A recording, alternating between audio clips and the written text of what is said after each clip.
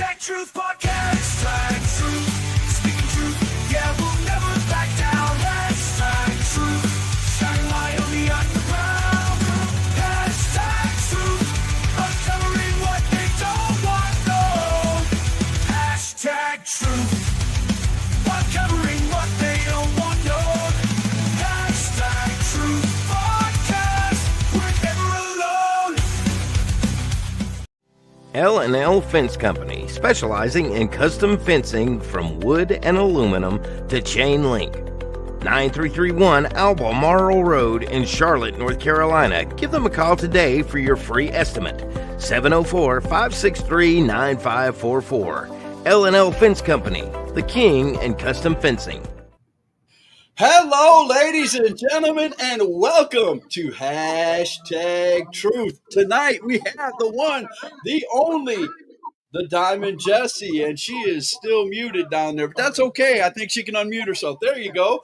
All right, now, for all of you out there in the wrestling world who is trying to guess who my new co-host is going to be, the wait is over. Right here to my left is Mr. Gully Guns himself. Gully is going to be a co-host for a while on Hashtag, and then he's going to venture off and do his own show. So how you doing, Gully? Hey, wonderful. Hey, I just want to say, hey out there in podcast land. Hey, I thank you for the opportunity. Hopefully I'm doing you justice around here. There you go, man. Tonight we're going to be talking to the Diamond Jessie down here, my good friend. And of course, you know, right away, Chris Thompson pops up, Mr. Dump Truck himself. He says, Gully Guns, oh my God. What up, Truck? I didn't tell him. There you go. We've got Robert Brown from Lafayette, Indiana in the building. Oh, yes, we got G Smooth from GIW in the house. And Hashtag, I'm going to say it on TikTok. Go check that out. He said, hello, everyone. Everybody's popping in, man. Look at this. You are loved, Miss Jessie. Ron Emerson Jr. of the Wrestling Wire's popping on and saying, what's up? Ron? Awesome podcast last night, Ron. He's clapping. He's ready to go. Let's go. Robert Brown said, Gully Guns, how are you doing tonight, brother? Hey, I'm doing wonderful. Hey, we're here to have a good show. We're here to get some information out. Well, let's go. Let's go. There you go. Chris Thompson said, Hashtag, gun truck for life. I think he meant dump truck for life, but okay. Oh, gun and truck for life. Oh, you guys were a tag team. Yes, we were. Yep. One of the successful ones, too, I might add. Hey. Learn something new every day on Hashtag Truth. See, that's why we do this, man. There you go. Robert says hello to G Smooth. What's going on? Yes, sir. Okay, we are here to talk to Miss Diamond Jessie tonight about something that's really special to her, and I'm just going to let her go right into it. Go ahead, Jessie. The floor is yours. What's up, everybody? A lot of people know me as Trucks Girl, the Merch Girl. They don't really know me, I guess you can say, to be honest. So I am the Diamond Jessie, but my years of who I was, I know, right? I like that, made me who I am today. I actually was diagnosed with PTSD in February. After so many years of trauma, you kind of know that you have it. But a lot of people, like you and I were talking about earlier, Scott, a lot of people just think that it's people that are in military have PTSD. Right. And God bless them for what they do every day, because I cannot get on that line and do that. That's not something that I can do. I battle with children every day. I'm an NC Pre-K lead teacher. So that is your North Carolina federal funded pre-K program. Similar to Head Start. It's got some similarities. A lot of people know the Head Start program. That's a nationwide program. Okay. And my life every day is with children. Okay.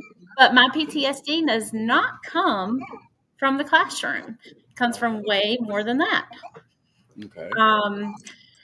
So I guess why not say it? Long story short, well, depends on what time we got here, but let's see here. You got all the time you need. So growing up, I grew up Pentecostal holiness. Okay. Strong religious background. Literally, I was born on a Monday. That Wednesday night, I was in church. I mean that, and it was. My grandfather was a minister. My other grandfather was a deacon of the church he was. Oh, You didn't have choices. You did not have a choice. It was that was what you were going to be, and that was it. You couldn't, and that's how it was. Now, I was not as I was a little bit more modern, so like I wore skirts and um, stuff like that to church, but I didn't have to wear them on a daily basis. right, Um, right. but now I had to be very cautious on what I wore, like very not as much cleavage. I couldn't wear short shorts and some of the things I You would sneak basically out had to with. follow the rules of the Bible. I did. I did. I love it, but Right. that's a whole nother topic. Okay. I've got a lot of respect for the Bible. I pray to God every day and I believe it in my heart and my soul. But I think it became more of rules and regulations Okay. versus your faith. Okay. Which is, tonight we're talking about PTSD, but I got to talk a little bit about this to kind of lead to You where I'm good. going. You good. You're telling a good story. I love stories. So go ahead. Go right ahead. But over years and years, the Bible has been translated over and over and over. Right. And I think I really wish people would get back to the traditional golden rule: do unto others as you would have them do unto you, versus you need to wear skirts and you can't wear makeup and you can't get your ears pierced and you can't get tattoos and you can't cut your hair. I basically was raised on, I love my parents, so please don't get me wrong. I have a lot of respect for my family. I'm a very family oriented. So I was raised how they were raised, Right. but I was raised on being scared of you're going to hell if you do this. Right. I mean, that's how I was raised. To the point that my youngest memory, I would say between the age of 3 and 4, I had severe night terrors. I would wake up to the point that I thought my room was on fire. I thought my bed, I thought I was going to hit, like if I could have snatched something from my sister during the day. And in the middle of the night, I have a nightmare because I'm going to hell because I thought I did something wrong. I thought I was going to hell because I broke a rule. I mean, that's how much the discipline was in that. So I literally would wake up, my feet would touch the carpet, and I really felt like it was flames coming up into my body. Like I thought I had been thrown in that like a fire and won't coming out. Then I would dream that I was in a big thing of a snake pit. To the Now, point, I do have a question. I don't mean to interrupt you, yeah, but were you scared to talk to your parents and grandparents to tell them that, or your preacher, or I was. anybody? They knew that I had nightmares, and I would sit in my daddy's lap and eat a sucker, get my body calmed down. Sometimes I'd have to get a shower or a bath because I literally would be covered and drenched in sweat. But if you talk to them about anything, oh, it's just a bad nightmare. That's okay. You'll be fine. You'll be fine. You'll be So they okay. misdiagnosed you. Yeah. So, then I would, if I went to church and I would ask questions, it was always, well, this is what you got to believe. This is what it is. It was they didn't let you really try and figure out Right. what you wanted to be, who you wanted to be. But I was always raised on you have spiritual gifts. God gives you spiritual gifts. But if you try and use any of these spiritual gifts, then you're told you're of the devil, you're witch, you're doing witchcraft, you're doing voodoo, you're doing magic and black magic, and you're sorcery, and you're doing all these things, and you're wrong. So you're in a catch-22, basically, no matter what you did. Is that what? That's how I I'm not felt. trying to down you, but Exactly. you were trying to show who you were and what Yeah. and what things you had, but everything you did was okay. That's wrong. Because as I got older, I started researching. I was like, I'm dreaming this stuff. Somebody's trying to tell me something. God's trying to speak through me through dreams. And And I want to make this clear. I didn't mean to cut you off again. I want to make this clear to everybody. We are not bashing churches. We are not no, bashing no, religion. We're telling a story of one person and exactly. why. Okay, that's all this is. So please don't fill up my comments, Jesse's comments, or Gully's Nope, comments with "How dare you speak bad of the church." We're not doing nope. that, folks. Now, We're just trying to get out. Go ahead. let me chime in a little bit on that. Now, Okay, go Okay, ahead. listen. fear has become, especially, I don't know if you follow faith, especially all our lives, Hmm. especially me coming up. Fear is a vessel. They use that as a tool to gear your perception. Now, Exactly.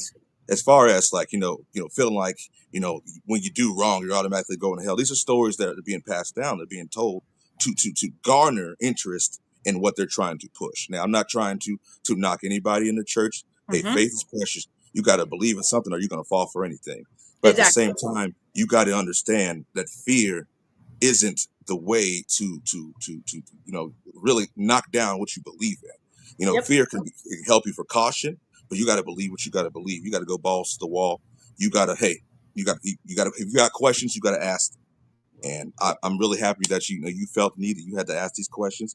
I'm really that you felt the spiritual enough in yourself that you fought, and I respect that highly. Yes, I agree with you, man. I'm gonna. I'll let you get back to your story, but I'm gonna add a little bit to what Gully's saying, man. I'm a question person too, and that's got me in trouble so much growing up. I've had parents and all that, and relatives. You're being disrespectful, but I was just I wanted Yep. to know. No, you just did this because I told you so, and Yeah. that's it. And I Right. get it, and I get it. They're looking out for your best interest, but sometimes it's the way you go about it, and I think that's what Gully's saying too. You don't have to scare somebody into believing something. Exactly. Sit down with the Bible if that's where it's coming from, and say Exactly. out of love, and say, hey, this is what we believe. We want you to believe the same thing, and 100%. there's just different ways to do it. And if you're waking up thinking the floor's on fire, Hmm. that's a red flag going, flopping in the wind that somebody needs to get you some help. You know what I'm saying? Well, But please and continue with your story. yeah, and that's what I was saying. I mean, I was 3 and 4 years old trying to figure out what was going on. I would see shadows in my room.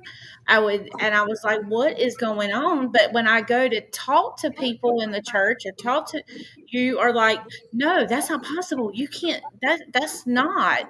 So I mean, I lived with that for a long time, and then um as I got older, and I kept asking more and more questions in the youth group. And I know the youth leader, she was just like, she won't having it. She told my mom something's wrong.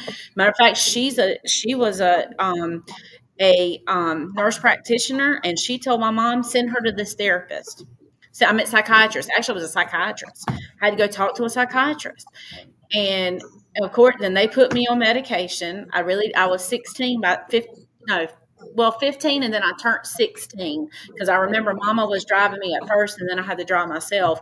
And finally, I looked at the psychiatrist and I said, I'm not taking no more medicine. Right. I said, you don't know me. I said, you are best friends with my youth leader. I said, and you're telling me what I don't want to hear, which I was a teenager too. So of course I'm sure she got a lot more. Right. But I was always told that I wasn't supposed to see all that. Now, I mean, I was in the wrong. Right. And so then I suppressed it. I'm shocked they didn't try to do a what do you call that, where they try to get the demons out of you and Uh, and well, actually, that's coming. okay. Um, Okay, Oh man. continue. so that was as a teen, and I, of course, had a regular teenage life. You have your normal breakups and this and that, and I played. I played sports. I was a very active sports. I was the school mascot for all 4 years of high school. I was a bear. I grew up in Eastern North Carolina, so proud to say that. That was really Bears. fun to be a mascot. Um, and then I eventually, and I'm going to be very respectful. I do have 2 children on my own and 3 bonus children with Truck. My girls are 18 and almost 21. So it's in their future. And if they want to tell their part of the story, I will let them tell their part of the story. But out of respect, I'm not going to talk. I'm going to try and be very cautious on what I say because I You're know being a they went mama. through a lot of You're being a change with mama. me. But that's it. I'm a mama bear. There you um, go. and it's respect for them. So if they choose to tell their sides of the story and their parts of the story, I will let them do that. Or it's up to them when they want to. They're grown. Um, Let me put these out there real quick again, because my dad's making a lot of great points, and I love my dad for being on the show. He said everyone's understanding is different. We must understand this. exactly. He said to your point where you said you see Mhm. stuff. He sees shadows in our home hallway. Yeah. So nothing wrong. And he said the word I was looking for was exorcist. But again, Gotcha. continue, and we'll get to that part. Yeah. So, here I am, 17 years old, um, a freshman in college at 17. I turned, no, I was 18. I started at 17. I had to actually get permission to live in the dorm room early because I was part of the student government, and I turned 18 about a month and a half into my freshman year of college. So here I am, a few hours away from home. I'm going to a Christian campus Okay. where I started seeing, a lot of people breaking a lot of codes and a lot of this. I'm like, oh, don't bring the alcohol in my room. Y'all gonna get me in trouble. Which I didn't drink. I wouldn't drink, but I thought I was going to get in trouble. And I'm going, y'all, we're at a Christian school and you're doing this. You're sneaking boys in the dorm room and you're doing this. And I'm going, oh my God. And then it was like week 2, my roommate's like, my hair went down to almost my knees Okay. because I wasn't allowed to cut my hair. Okay. And I remember she said, you said you wanted your hair cut short. I see you, because I would put my hair in my shirt and pull it out and try and like make it look like I had a cute little bob and different things because I wanted short hair. And she says, my aunt is a hairdresser and said that if you donate, she'll cut it for free and fix it for you. It's like, here's my oven. Freshman year, man. And then I'm sitting there, I'm crying, but I'm so excited, but I'm crying and I'm shaking and I've got shivers and I'm going, I can't do this. I'm going to get in big, big trouble. My parents are going to kill me. I'm not going to be allowed to go back home. Well, I get it cut. I got 16 inches off, but it was still halfway down my back. I gotta laugh a little bit. I'm, Dump Truck said my girl's real Caucasian. I do love you, Chuck. Huh? Dump Truck said my girl is really Caucasian because you're He talking does about it all the hair the being time. straight and long. He's Just had probably to the do most that. Caucasianest girl he's ever dated. Right. But I'm the one Let that's me got let me get these two out real quick. I believe this is Harry Bernard Taylor. If it's Chris, let me know, but I'm pretty sure it's Harry. He said a lot of people don't understand the spiritual world. A lot of the people who have no clue, who are sitting in pulpits, deacons, elders in the church, but they have no connection with the Holy Spirit. He said, I'm coming in late and haven't heard you speak, Jesse, and what's going on, Scott and Billy? What's going on? I'm pretty sure that's Harry. How you doing? How you doing? But again, no matter what is said on tonight's show, we're not bashing churches or religions. We're getting we're talking about, now my mind just went blank. See, we're But talking about what's exactly, going on with like- Diamond Jesse. Yep. So my freshman year, so then I get my hair cut. Okay, back to that point. So I cut my hair. I didn't call my mom. I called my papa, who was the Pentecostal holiness preacher. I said, Papa, I've done something really, really bad. He says, okay.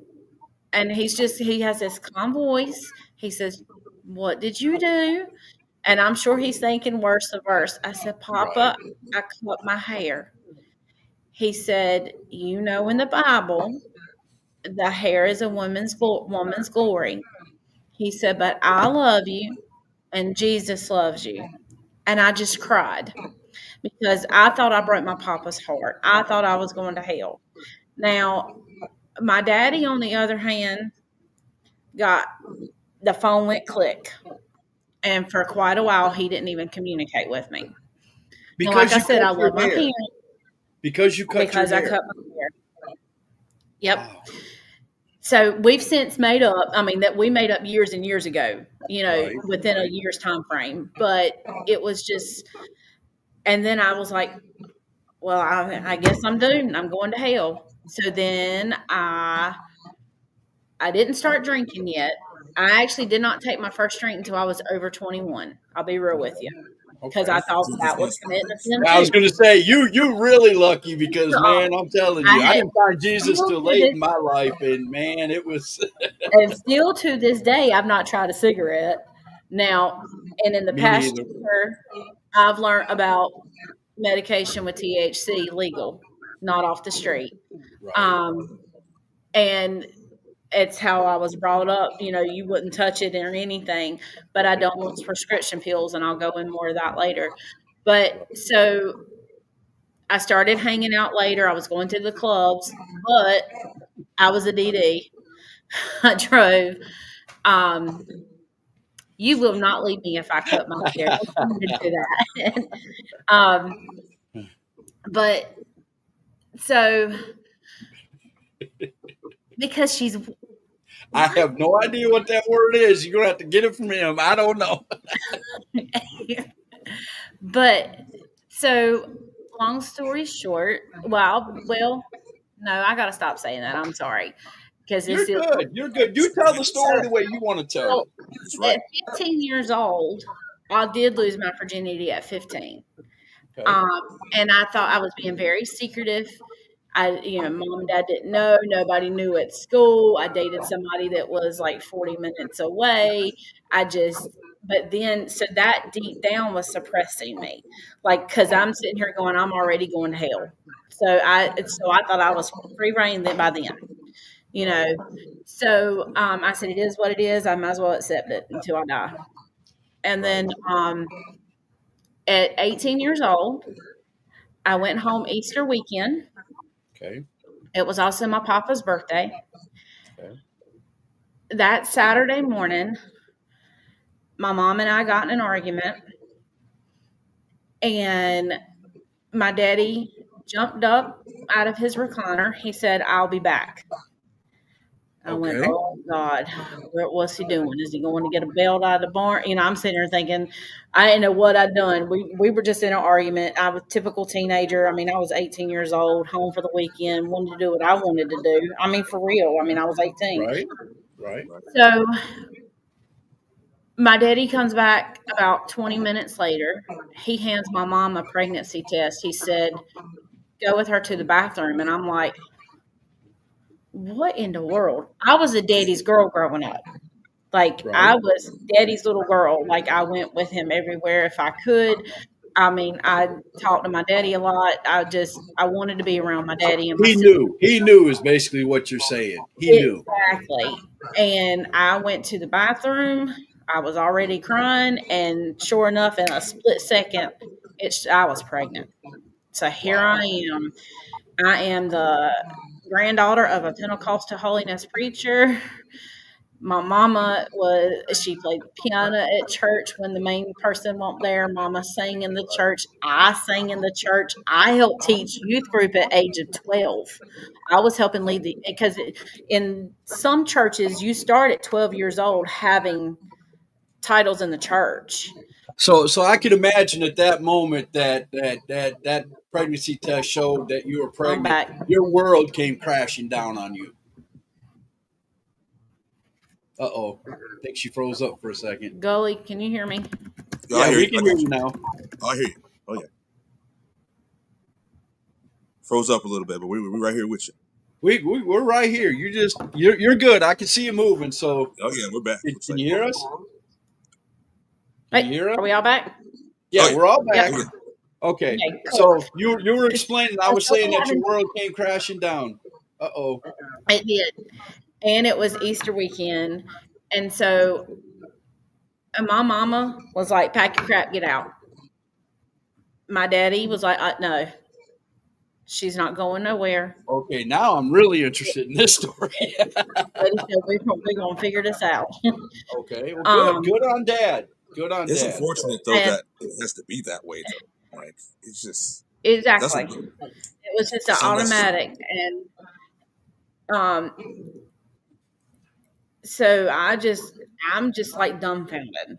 They're like, well, and then they made me in front of them call my aunt, who was my godmother, tell her what I did on the phone. Who at 36 herself had got who um thought she won't even allow couldn't even have babies, not that she won't allowed, and got pregnant out of wedlock, and that was a big thing because she was the preacher's daughter. That was several years before that, and I think my cousin was maybe 10 or 11 when I got pregnant, maybe. Right. So that was like 10 years prior to that. So I called my aunt, and she's like, "It's going to be okay." So we call my um, boyfriend at the time to tell him, and and the band that he was in was going down the road to perform that night. He says, "I'm going to go. We'll go. My brother-in-law will take me over there. We'll go see you, and we'll talk about it." So sitting on my mom and daddy's couch, he said, "Well, you got two choices." He said, "Abortion or adoption." And I looked right at him and I said, "I'm going to tell you this." I said, Your "Abortion your to," boyfriend said this? yeah, at the time. I said, "Abortion is not a choice to me, it's murder." I said, "As for adoption," I said, "that could be an option, but my family has already said that they will help me by then." It was some harsh conversations, but we got through it. And I was told dead on I was going to raise my baby on my own. I won't go. I mean, that was what it was. Right. We'd be sharing a bedroom, but I'd be raising my baby. Right. Shout out to And the strong mothers out there. yep. And so he didn't like that, but I actually had already the night before I found out I was pregnant, I had already intended on breaking up with him because just things weren't right. He lived a couple hours. He lived actually 4 hours from where I went to school, and a little over an hour from where I grew up. So it just I won't feel uncomfortable anyway. And then this happens. Right. So Not to get into a political discussion at all, nope, but this is a story where you say what happens to your body is up to you. The yep, woman has that choice right there.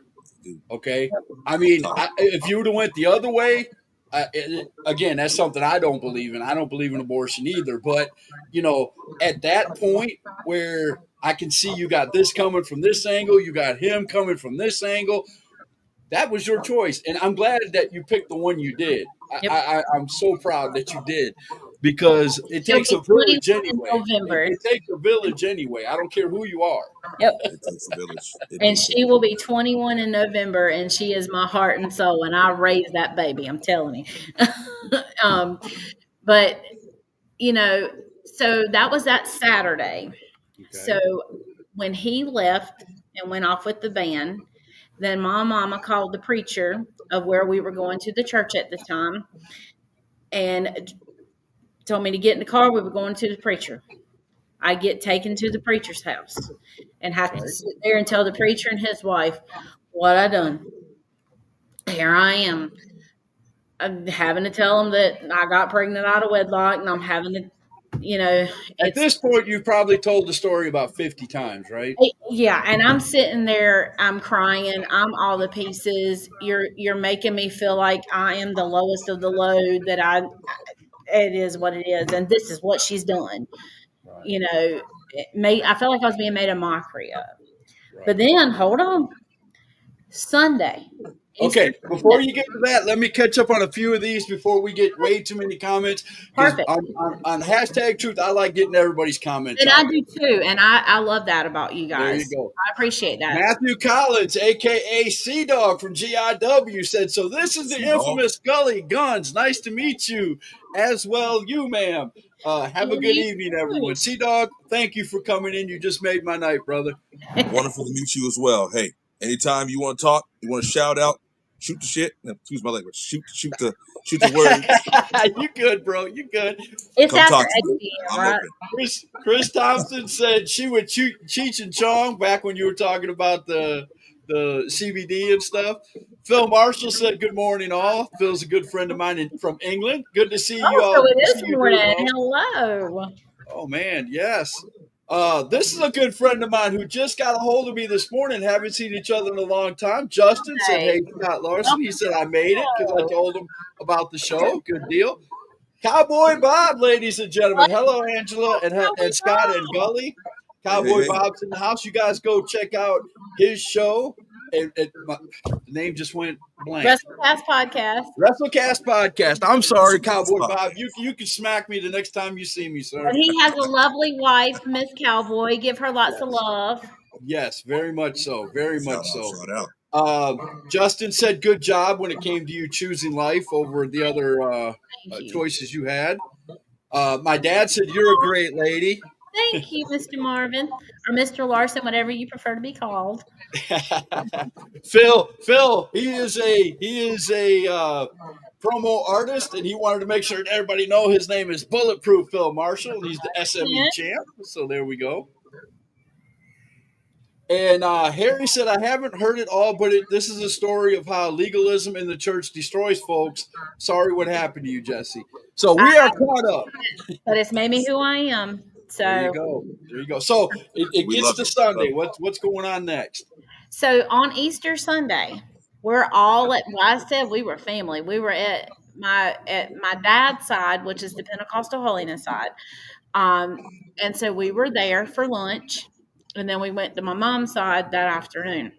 So Easter Sunday, we're all inside after we eat, and we're all visiting and everything. And I don't really remember if it was my mom or my dad.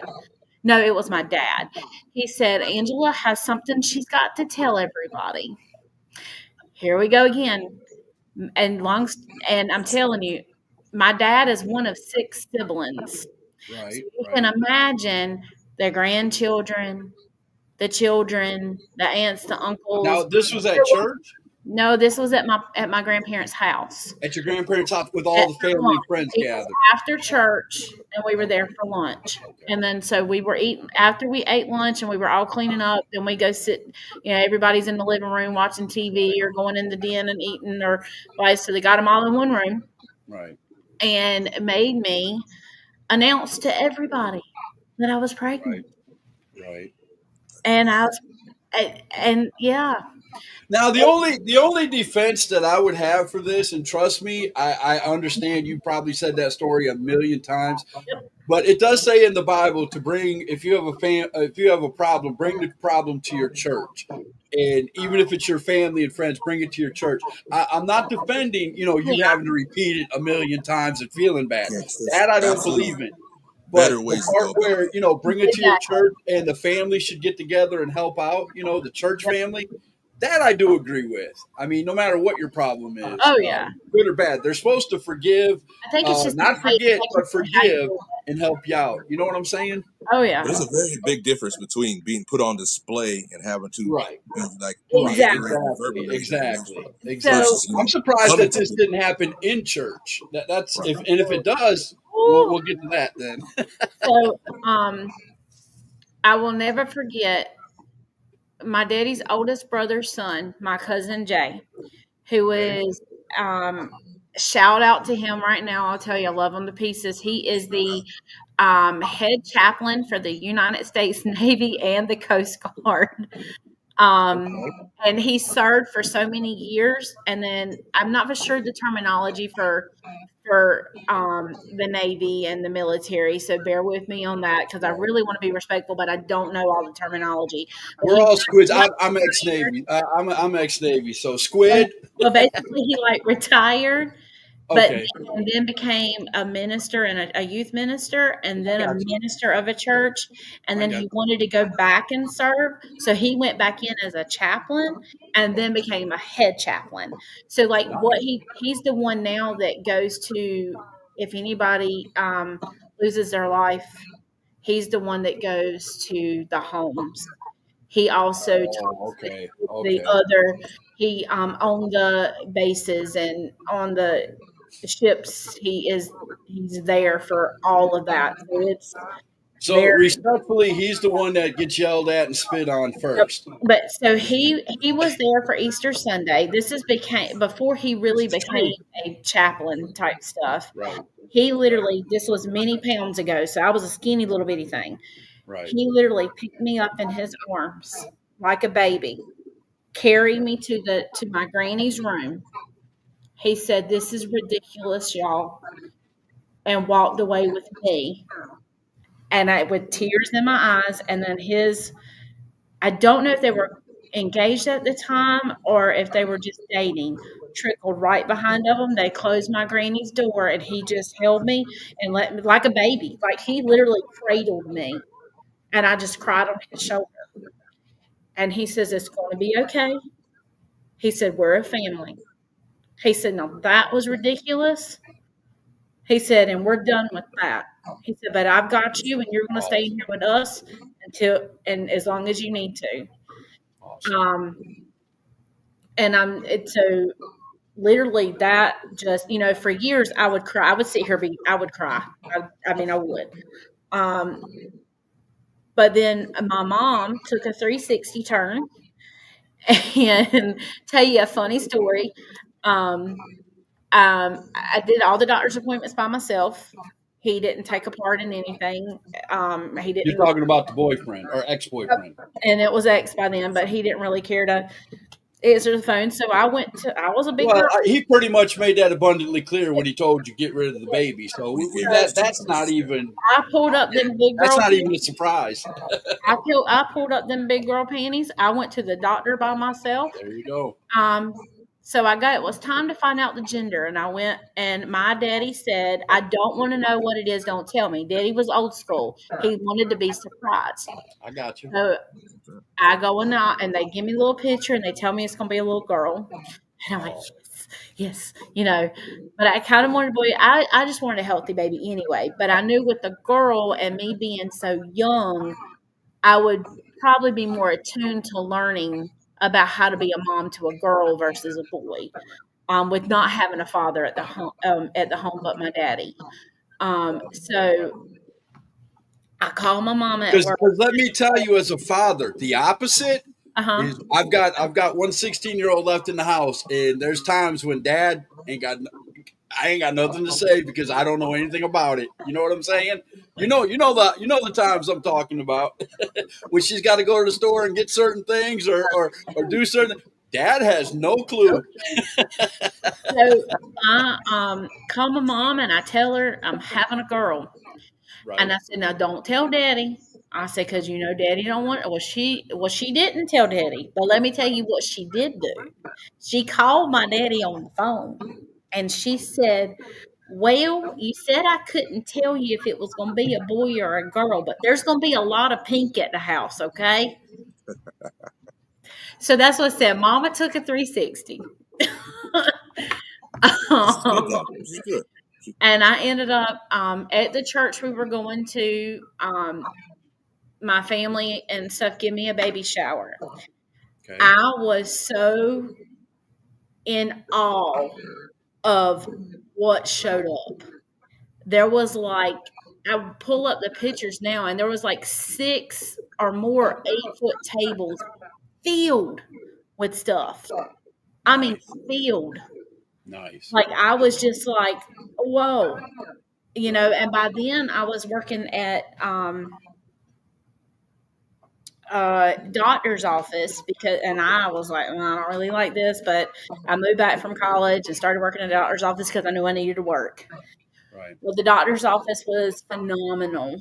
They hooked me up. Matter of fact, the doctor's wife and the ladies that worked there said, "What theme do you want?" And at that point, I was like, "I don't really care about a theme. As long as she's got stuff, I'm good. I'm not one to ask. I don't ask Hey, for stuff." you're being real. You know what's a theme? I just got to take care of my daughter. Yep. Exactly. And so, and I said, I'm just blessed if I get anything. That's how I looked at it. And I said, and then finally, one of the ladies that worked there, she went to church with me and she said, Angela, she says, what was your nickname when you were little? And I think you still collect it. And I looked at her because she knew me. I said, Pooh Bear. She says, and you still collect Pooh Bear, right? I said, yes. And she says, okay, that's what I needed to know. She talked to my mom. I wanted to find out all what I didn't get at the shower.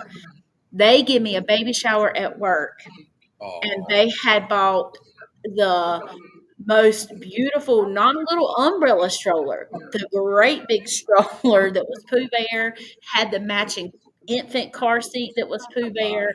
Everything was geared Pooh Bear. I mean, it was a pile of stuff there. And one thing, I actually have it in the freezer here with me, but it was Okay. Boo Boo Pooh. It was a little Pooh Bear ice pack. And like I said, she will be 21. I don't care. I'll be 40 in September. I'll tell my age. It don't bother me. Okay. But so I've had that now almost 22 years, if you think about it. But So things started to get better after a little now while. I, of course, put her in church. It won't. I mean, I kept going to church. It was very embarrassing. I felt shamed a lot of times when I went. You got a lot of looks. You got a lot of stares. And eventually, I ended up dating a guy that I had met when I was 13, but he was 17. And so that was not okay. So, he actually, he called me. He says, and every few months he would call me, hey, just want to call and check on you, see if you're ready to start dating or anything. I said, dude, the last time I literally looked at him, I said, dude, what do you want with me? Right. He says, well, I heard that you were pregnant. I said, well, fine then. Meet me at the waterfront in Little Washington tonight. I grew up in Eastern North Carolina. And that's how I said it. I said, I'm not dating. I said, I'm not having sex with you. I'm not going out to drink. I said, and that was what I told him. I said, I'm pregnant. He said, okay. And so I showed up. I'm in bib overalls. I was a redneck girl. I'm in bib overalls, and by then I have a basketball, and I'm showing. He says, "You really are pregnant?" I said, "Yep." And I said, "I'm not dating." Just making that clear. So we talked for a while. I had Faith, my oldest. Her name is Faith. I will tell you that, Faith Elizabeth, because it took a lot of faith to have faith, and that's what I said that night at the hospital. Amen. And so she, I had heard that she was born in November, and that December he actually asked me that Thanksgiving he asked me to be his girlfriend, and that February he asked me to marry him. Wow. Oh, And me, Okay, I've got to ask the question because again, it's the question guy in me. Did he step up with faith and everything else? Did he act like a dad? Did he treat you right? I mean, at first, okay. that December, that February is when he asked me to marry him. Her first word was "Dada," and it was to him. Okay. That Father's Day, he got Father's Day gifts, and he became a father to her. That was she was born in November 2004. Okay. So, but deep down, as I look back now, like we canceled the wedding 3 different times before we got married. We got in a lot of at the beginning we were okay, then we kept getting in arguments, and I was on the fence. And deep down, I feel like I thought he would be a good father to her. And so I was looking more of a father figure than a companion for myself. You were looking to fill the void for your daughter. Exactly. And so we did get married May of 2026. And we were scheduled, Faith was staying with my parents during the honeymoon. We were only going to be gone just a few days, like 3 days, not even a typical long. Some people go long times. Right, And right. he made me go home a day early. He said, we're going. And so therefore I was like, well, and that's the day, literally the day of the wedding is when he stopped opening doors. He stopped being there, and it literally started to trickle. But I thought I was trying to get a father for her, and I wasn't worried about me. I was worried about her. So as long as she's okay, she's taken care of, forget me. I mean, that's how I saw it as. So then then he started drinking really bad. He then become addicted to prescription pills. The mental abuse was awful. It started out being behind closed doors with the mental abuse. It never really got physical with him. But there was one night. Well, mental can be worse than physical. And, So. he held me up to gunpoint a couple times. Whoa, now that's way too much. So we went through a year of separation, and then he wanted to get back together, and I should have realized then. He invited me to. I was taking college class. I was working 3 jobs and in college at night, and raising my taking care of a daughter. and by then him and I already had another child, my youngest daughter, Rebecca. And so that's all I'm going to say on them two. I don't mind saying their names, but they're my babies. No, you're good. You're good. You're fine. So We're here about the PTSD, not that. Yep. Yes, exactly. So we did a year of separation, and then he called me and he's like, I want us to work things out. But during that year, he would get Rebecca every other weekend, but he would not talk to Faith. And Faith was the only one, so seeing that broke my heart. But then again, I was trying to, okay, well, let's try and work this out, so then I went back, and the night that he invited me over, I saw evidence where there was a female there. And I'm like, you're calling me over to come talk with you, but yet you're in a relationship and it's kind of clear. And that was in the house that him and I shared. And there was a lot of things deep, eventually I have been working on writing a book, by the way. So the book is way more detailed, and we'll have a lot more details in it. Please let me know when you release that. I'm going to be one of your first buyers. It's called The Night My Trauma Met Me. So it's going to be very detailed, and it is, and it takes a lot of time because it's a very emotional time to write. And so I did accept the offer to go back, and my mom and dad were not very happy. There were several people not happy. But then again, I was like, well, I'm going to find a father for my kids. Here I go again. So you weren't trying to find a relationship, to be somebody to be with you. You were more worried about filling that void for your daughters. Yep. That time. So, but yet I wanted that relationship. Right. I don't know if that makes sense, but I craved that relationship. I wanted that relationship. Right. But then on the other end, I was more focused on trying to get them a father. Well, then we moved, and can I say? I don't mean to interrupt you again. I want to do these a few got it. comments, and then I'm going to ask you a few questions, because if I don't ask them now, I'll forget, and I don't want to forget. Water, by the way. But Harry said, "No disrespect to anyone, but public shaming is not part of the body of Christ. That passage talks about issues that can occur when clergy and leaders of the church." I get that. I'm just saying, That's the way I was told. Not at the church I go to now, but growing up, that's what the churches used to tell me. If you have a problem, come to the church. We'll all figure it out. You know what I'm saying? My dad said he would love for you to come to speak at our church. I would love to have that. That That would would be be an awesome. honor. Thank you. Get with me later. It really would Okay. be. Harry said Angela's issue should have been brought to the women of the church quietly and been dealt with love from godly women. This should go to the men that's leading the church. Yep. Still, the Lord has guided your path, Jesse, and led you here, and we're happy to see you're blessed in doing your thing with Truck and the wrestling world. And I second, third, fourth, fifth, 10th that. Thank you. Yes. That's what I said. It made me who I am. There you go. There you go. And See No Evil's chiming in saying, hello, Jesse. We're going to see them on July 26th. I'm so excited to be there. So my question, so I don't forget them, is so let me see if I can get you where you're at right now in your story. You had a daughter. You tried to get you got a husband. It didn't work out. It was going back and forth, fighting, arguing. I get it. Trust me.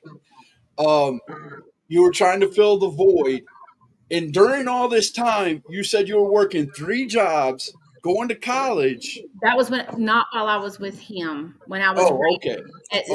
before, when this was during my single parent time frame.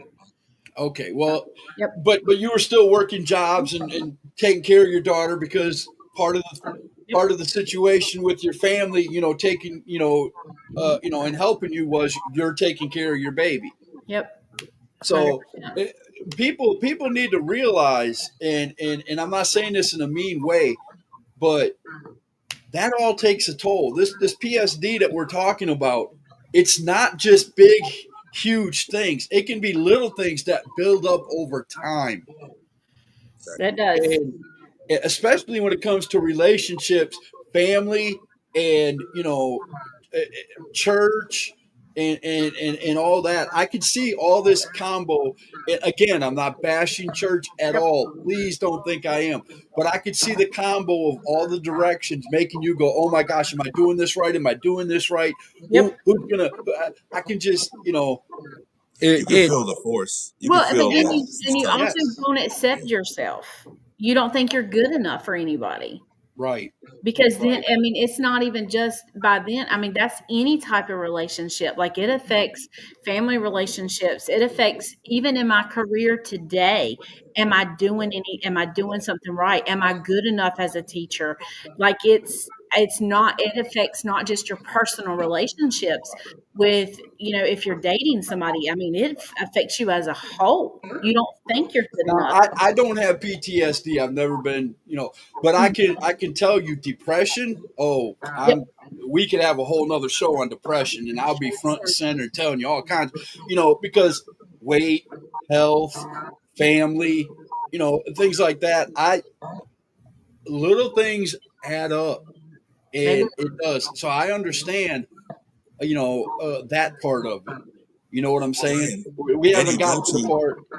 Because I'm waiting for the part where Diamond Jesse just goes ballistic at some point. You know what I'm saying? I'm waiting. We're hearing about this build, and at some point there's got to be a point where Jesse just stands out in a closed room and just screams. Oh, it was more than that. Well, I'm just saying. So that's why I want to hear the whole story, and I'm glad you're telling. I mean, we're 53 minutes in, and I'm not going nowhere. Okay. You keep telling this because I want women out there, young ladies, children out there who are thinking about having kids before 18 and 21 to hear this story. This is, I know it's not wrestling. I know I have a wrestling podcast, but this is a story that needs to be said. I'm all about stories, and this is a learning experience. So if you're sitting there, you're a father of if you're a wrestler father and you have a teenage daughter, sit down. This is a good show to watch right here. And I'm not tooting my own horn, but this is the kind of thing that needs to be spoken. So please, Jesse, continue. Well, see, I have been able to speak at women's conferences, and I've spoke at different things in front of several hundred but y'all are getting a little bit more of the extent than what I've ever spoke out. And you probably are not going to get I it. thank you. I thank you for feeling comfortable enough to do that. I do. I Time to thank you tell so my much. story. Now there is some things, like I said, that are a little. There's going to be some things that I'm not comfortable yet talking to the public You're yet. good. You're But good. You do that's you, and whatever makes you comfortable. so.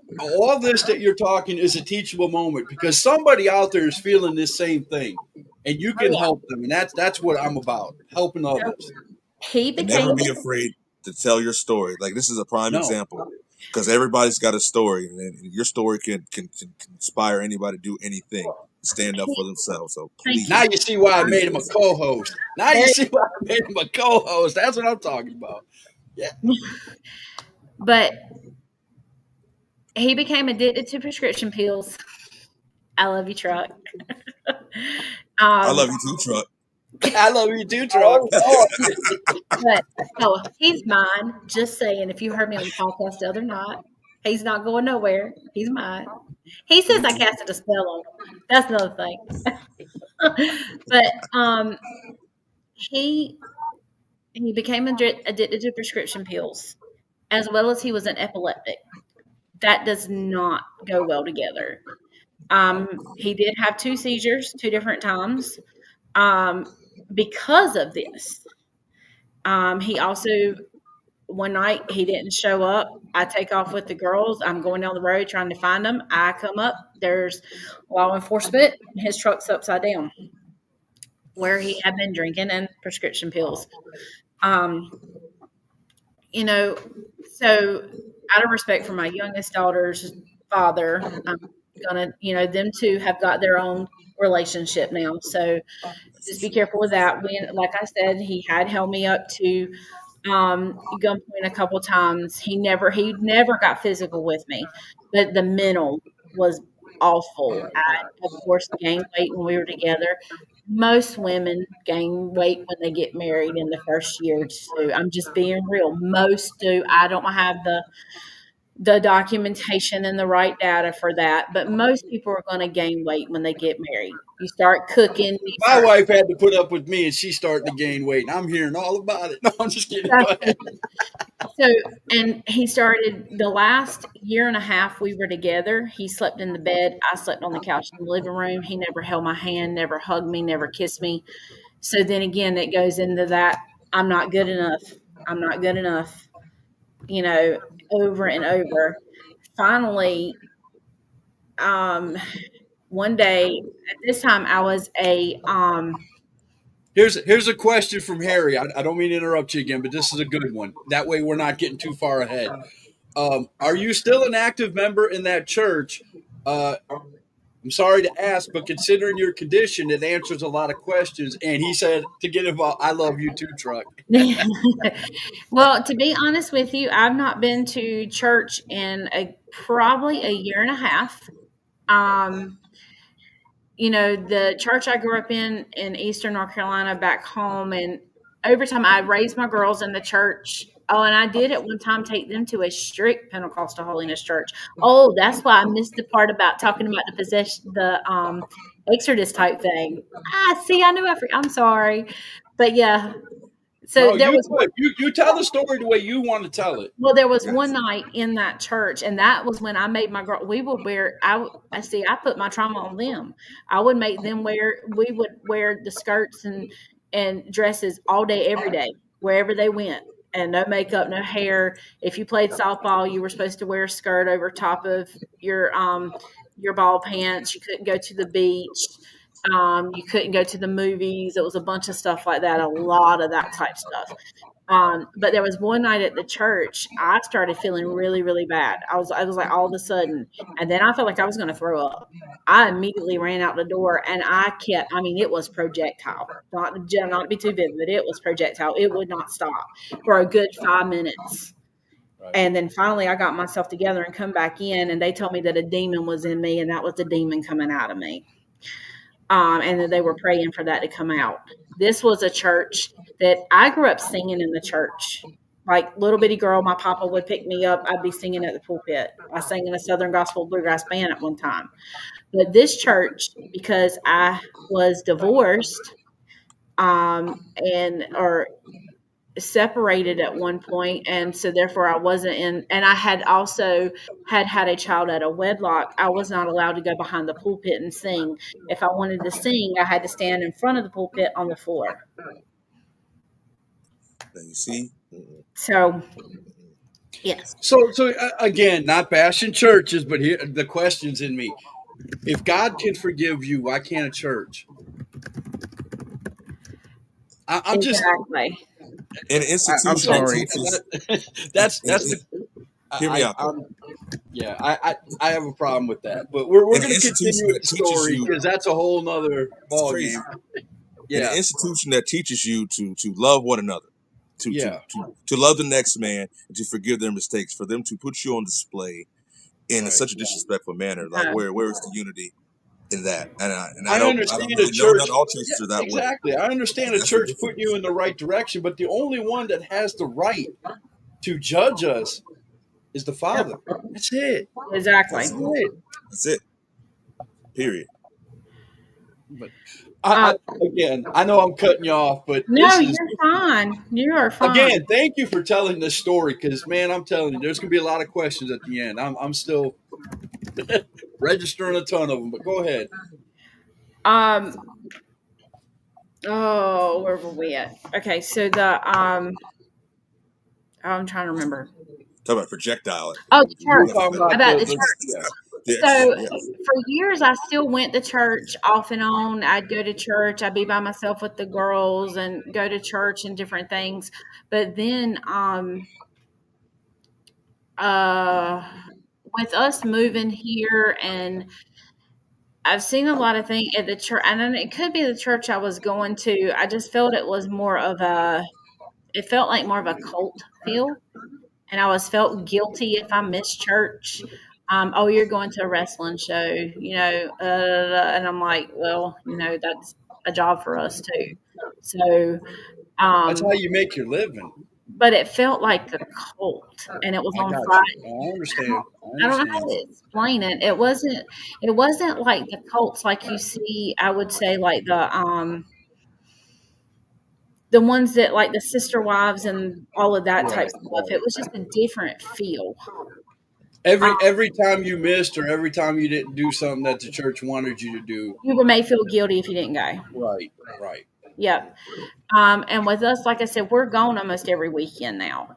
Most of your churches is on weekends. So I still read my Bible. I still pray to God. I read devotions all the time. Like I love reading scripture. I love that type stuff. So I mean, I'm just not active in a church. And actually, I'm scared to go to church too. I'm scared Well, to get in church. Church should be where you are. That's what they failed to teach everyone. And anywhere you are, where the word is, that's what church should be. It's nice to have a gathering of like-minded people, but if you're really into the word, it's anywhere you are. And that's how I feel. Right. You can have church at home. Exactly. Me and Connie had church the other Hard. morning. We were listening to gospel songs and having a good time, man. Church is where you want it to be, man. Church is where you are. Discipleship,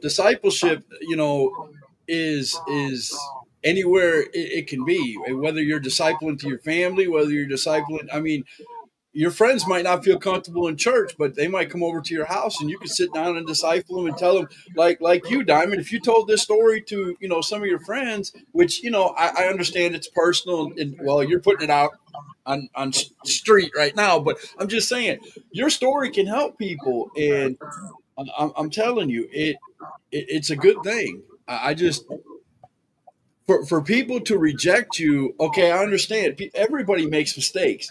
The Bible says everybody falls short. Nobody's perfect. You know what I'm saying? I don't want to get into a preaching thing, but you know what I'm saying? Nobody's perfect. And you should not feel shamed for, Exactly. I understand that, you being so young. I can say this because all of us has done it. I was young when I had my first child. Same. So you know that I'm not going to say it's a mistake because your child's not a mistake, but the timing of it was. You know what I'm saying? And I can understand somebody sitting you down and saying, "Okay, you're young. We need to help you. You shouldn't have done this, but now that you have, let's get instead of putting you up on a pedestal in front of everybody and going here, keep repeating what you did wrong. Keep repeating what you did wrong till you can't get out of bed. The floor looks like fire. You feel like everywhere you go, people are looking at you. People are shaming you for having a child. That's not right. That is not Jesus. That is not love. It's Hey, not Scott, fellowship. I hate to interrupt, but can you check the chat really quick? Can I what? Check the chat really quick. Sure. I'll get some questions. Oh, We've got this Iron Sheik keeps popping up, and I know it's not the real Iron Sheik, but he said God is everywhere, anytime, Bubba. I believe that.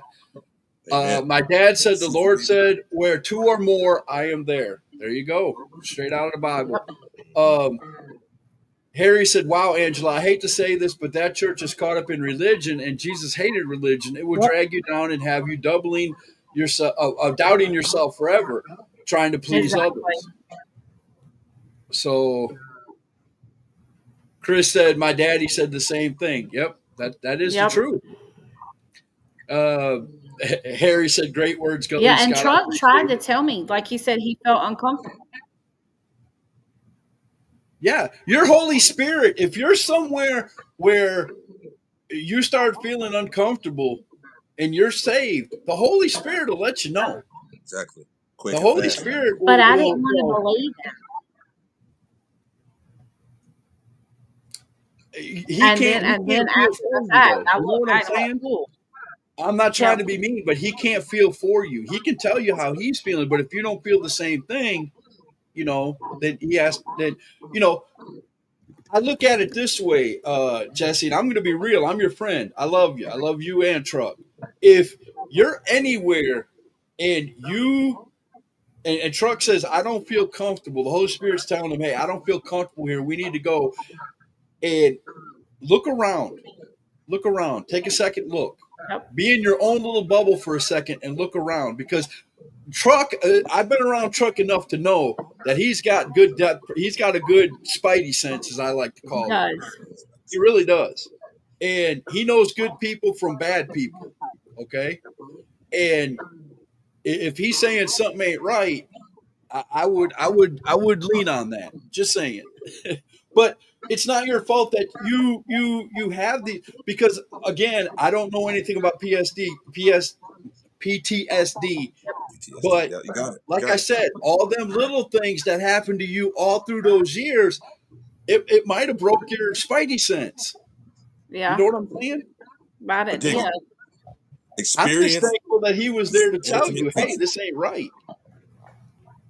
That's what I've I'm learned in sorry. life. Experience, going through it, teaches you it. Experience will always be the ultimate teacher. You don't know something unless you have to deal with it, and that's just a life lesson that most people need to learn fast. But hey, that's what life is about.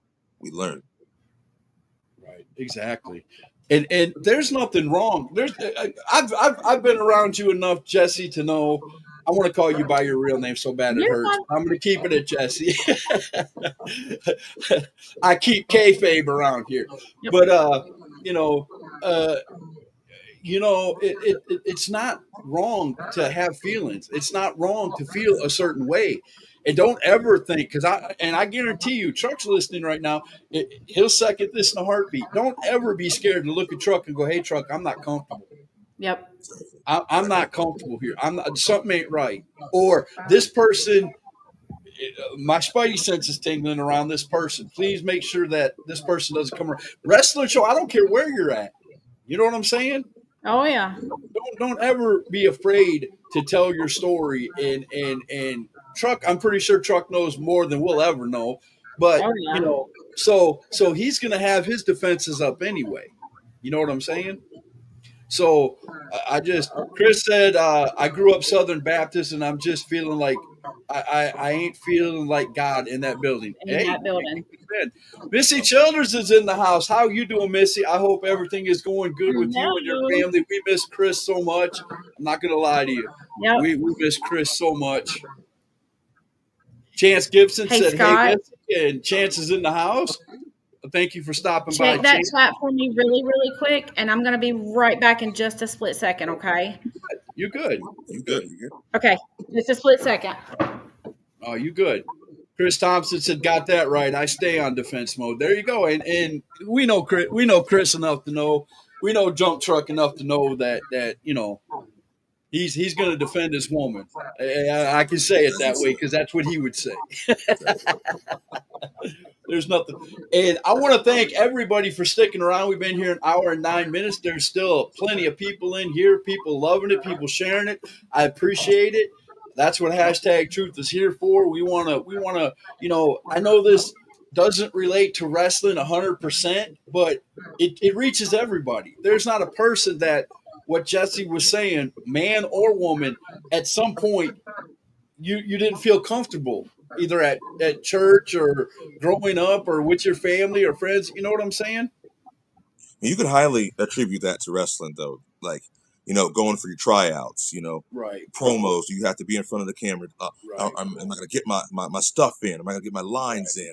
Right. Is my opponent going to actually, the fans are going to listen to what I'm I'm back. conveying, this type of You're thing. good. So I think it attributes a lot to wrestling for sure. Missy said, "What Sorry, happened to I'm Jesse? back. Someone at a show." Missy, I'm going to catch you up real quick. Miss Diamond Jessie is on here to talk to us about PTSD and some of the things that happened to her while growing up, and things like that. And she's telling her story. So I would. It's so much I couldn't have her go back and say it again, but you know Yeah. where to find it, Missy, and you can go back and watch it. And she's going to say a lot more. She's going to tell us a lot more. I'm pretty sure. So, thank you for being here, Missy. And I know you're going through a lot too, and we love you, and we're always here for you. Yeah, we're always here for you. Always. Marvin. My dad's name. Everybody calls my dad Bud, so I'm just going to say Bud. Okay, I'm not disrespecting my dad, Okay. but he knows. Bud said, "Where does she live?" Talking about you. Right now, we're living in Newport, Tennessee.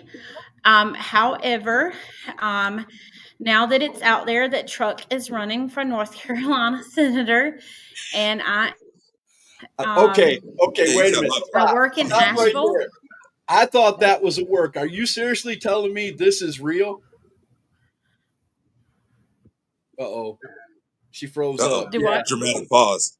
You paused, so you probably didn't hear me. I know. I Right? always thought that was a work. Are you telling me that is a serious thing? She can't Are you hear talking me. about Truck running for senator? Yes. Yeah. I can hear you. Is that a Yeah. real thing? Well, Okay, you don't. well, at I first, can see it in your. That's right. You Inquiring minds want to know. can still have a home in New York and run for senator, though. By the way, that is the way it works. I'm just telling y'all. I know y'all live in there's Tennessee. loopholes everywhere.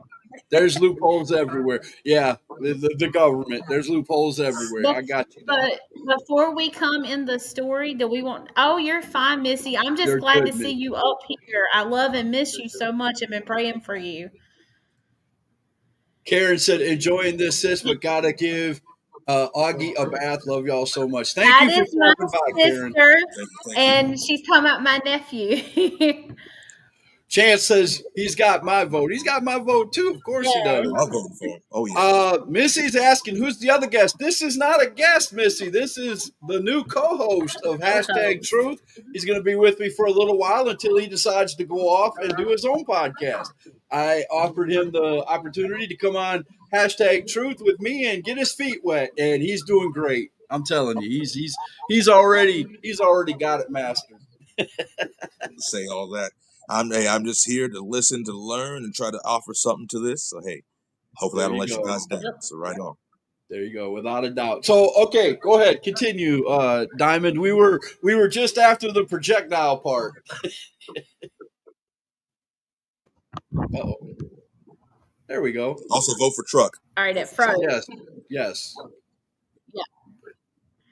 Brian Thrills on What's up, YouTube. Thank you guys for showing up Brian? on YouTube. He's saying hi.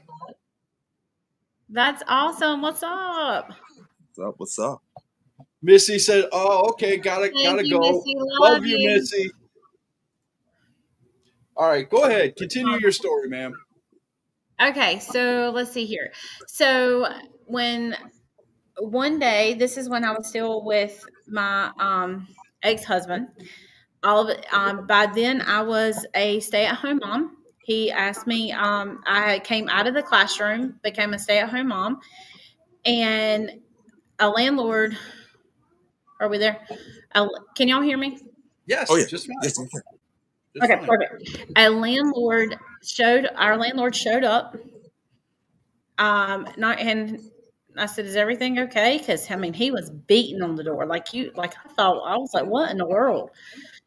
He said he immediately just started cussing at me. "You are 4 months behind in rent. Y'all got to go or you got to pay." I went, "Huh? Like, what you talking about?" Like, my ex-husband at the time, he had like he was working an amazing job, and I'm like, he paid all the bills, he took care of everything. Hold on 1 second. Apparently, he didn't.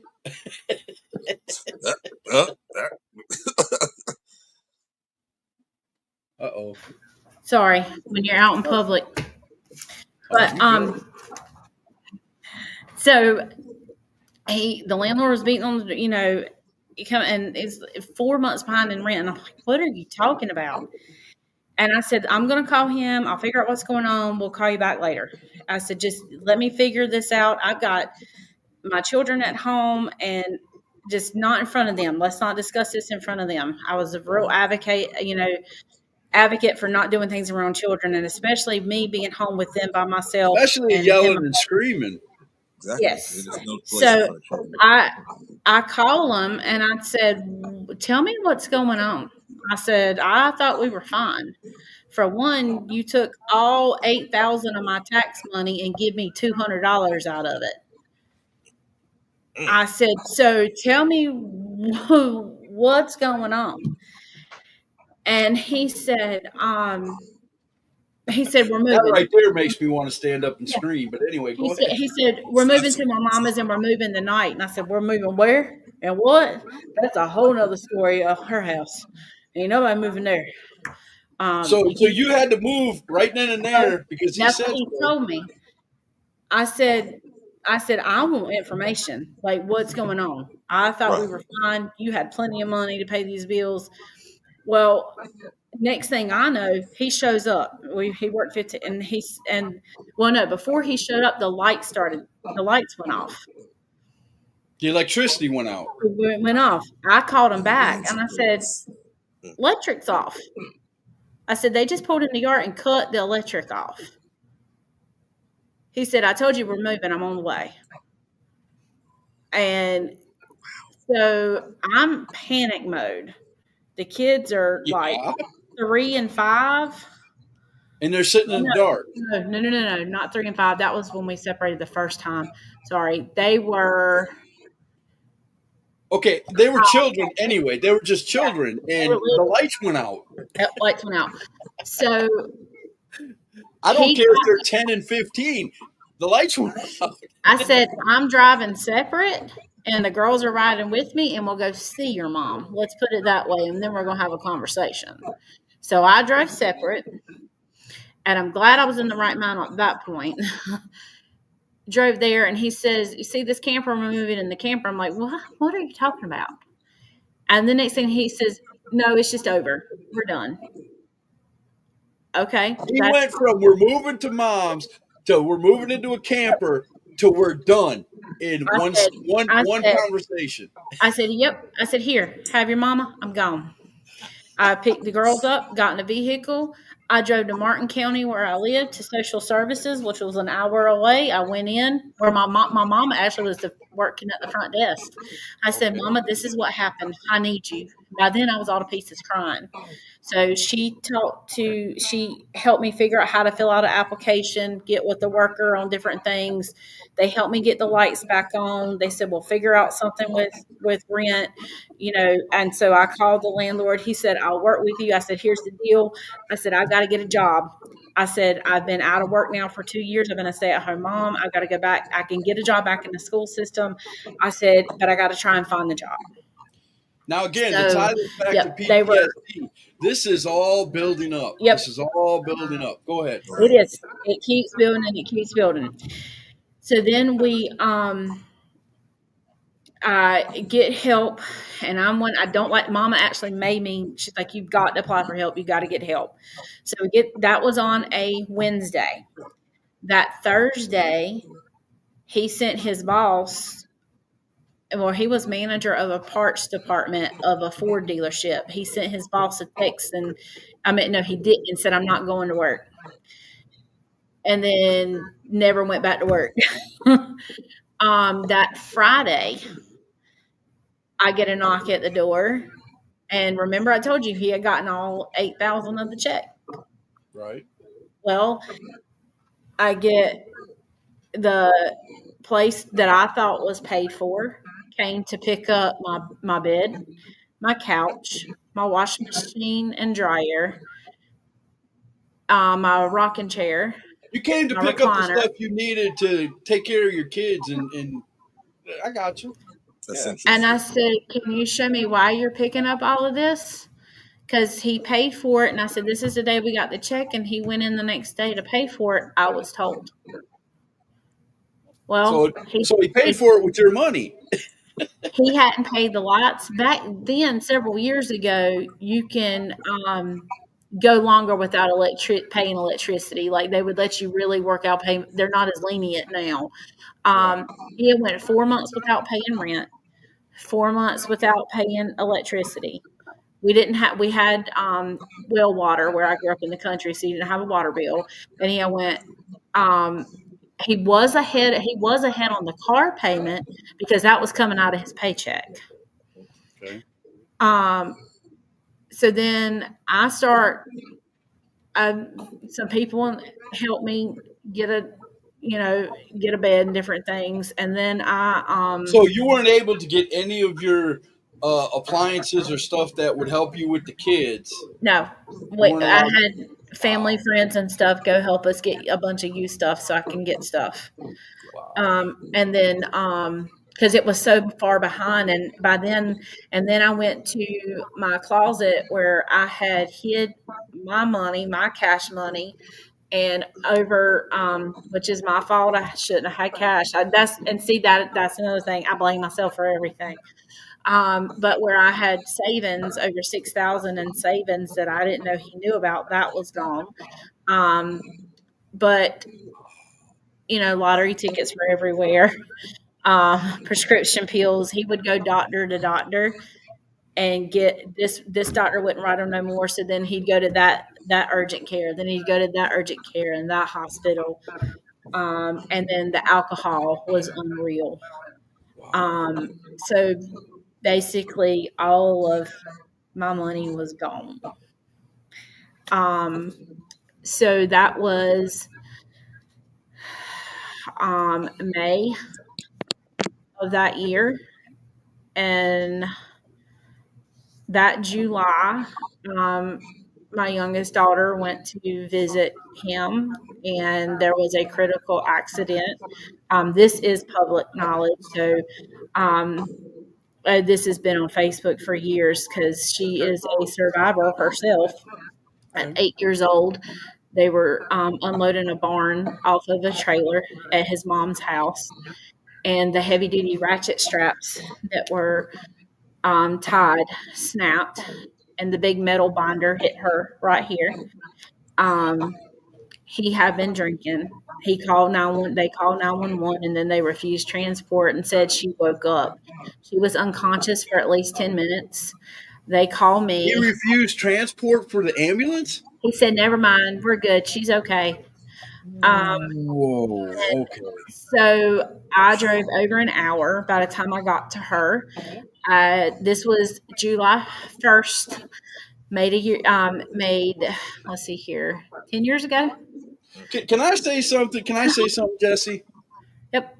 You have got the strength of about 50 women because Very much. So. we were 5 minutes into your story and I was ready to scream. At this point, they would have had to put me in jail. I'm just going to be honest with you. They would have had to have put me because I would have killed them. I'm just sorry, And I Facebook, wanna- if you strap me with something, but I'm sorry.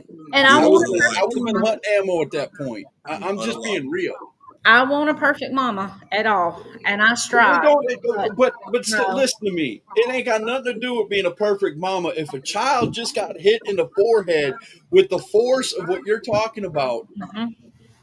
I don't care if she woke up 10 minutes later or not. You still go to the hospital Right. Well, to they check wouldn't, that child out. I and mean, they wouldn't let me drive to his mom's house. I had to meet them at a gas station. When I got to her forehead was 2 inches in front of her nose, swollen. swollen. I don't know if anybody has seen, several years ago, there was a movie called The Mask where the guy's face was kind of flat. Not Jim Carrey, The Mask, but another. I know the movie you're talking about. Well, it reminded me a lot of that, of the face. But Okay. it was a lot of purple, there was no blood, but I knew it was her because of the outfit she had on and the rest of her body, but her face looked like her. Brian Thrill said, "Gully, you look like you about to absolutely lose it." Yeah, I would be too. That's I'm sorry. serious.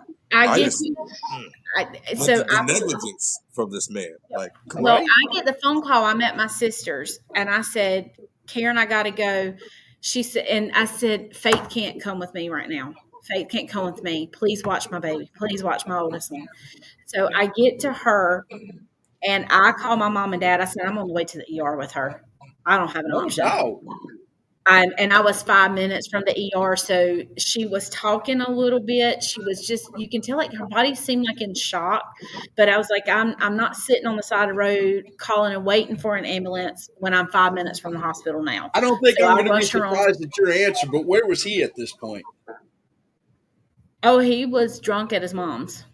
I wouldn't be. I'm not surprised at your answer. I'm really not. So I get there, and when they do it was blunt force trauma to the head.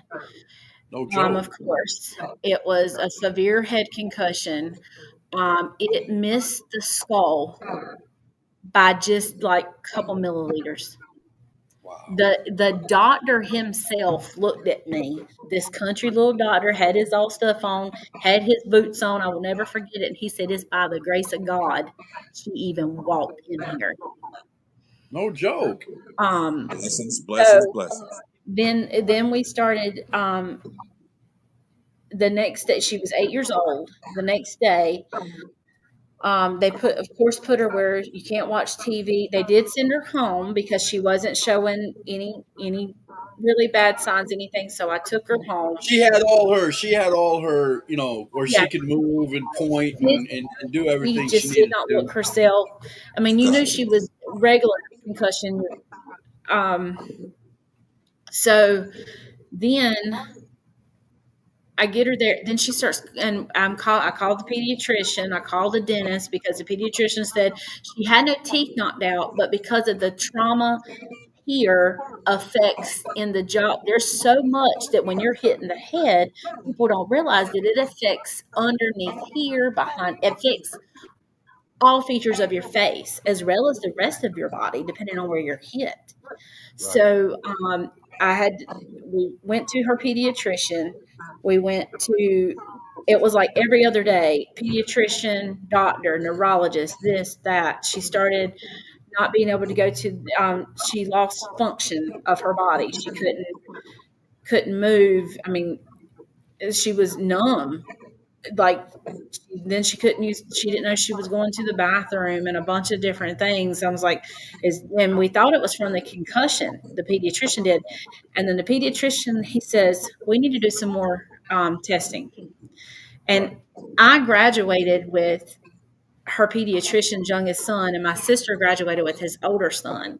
So he's like, Angela, like he knew me. I only had 34 in my graduating class, so we know everybody, you know.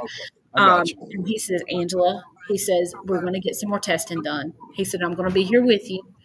He says, but some of this testing's got to go to the county over because of a bigger, you know, area and stuff. Well, I lived in a little country county, like there weren't a lot of testing stuff. He says she's gonna need to get some MRIs. He says I want to look past this. I think it's a little more than a concussion.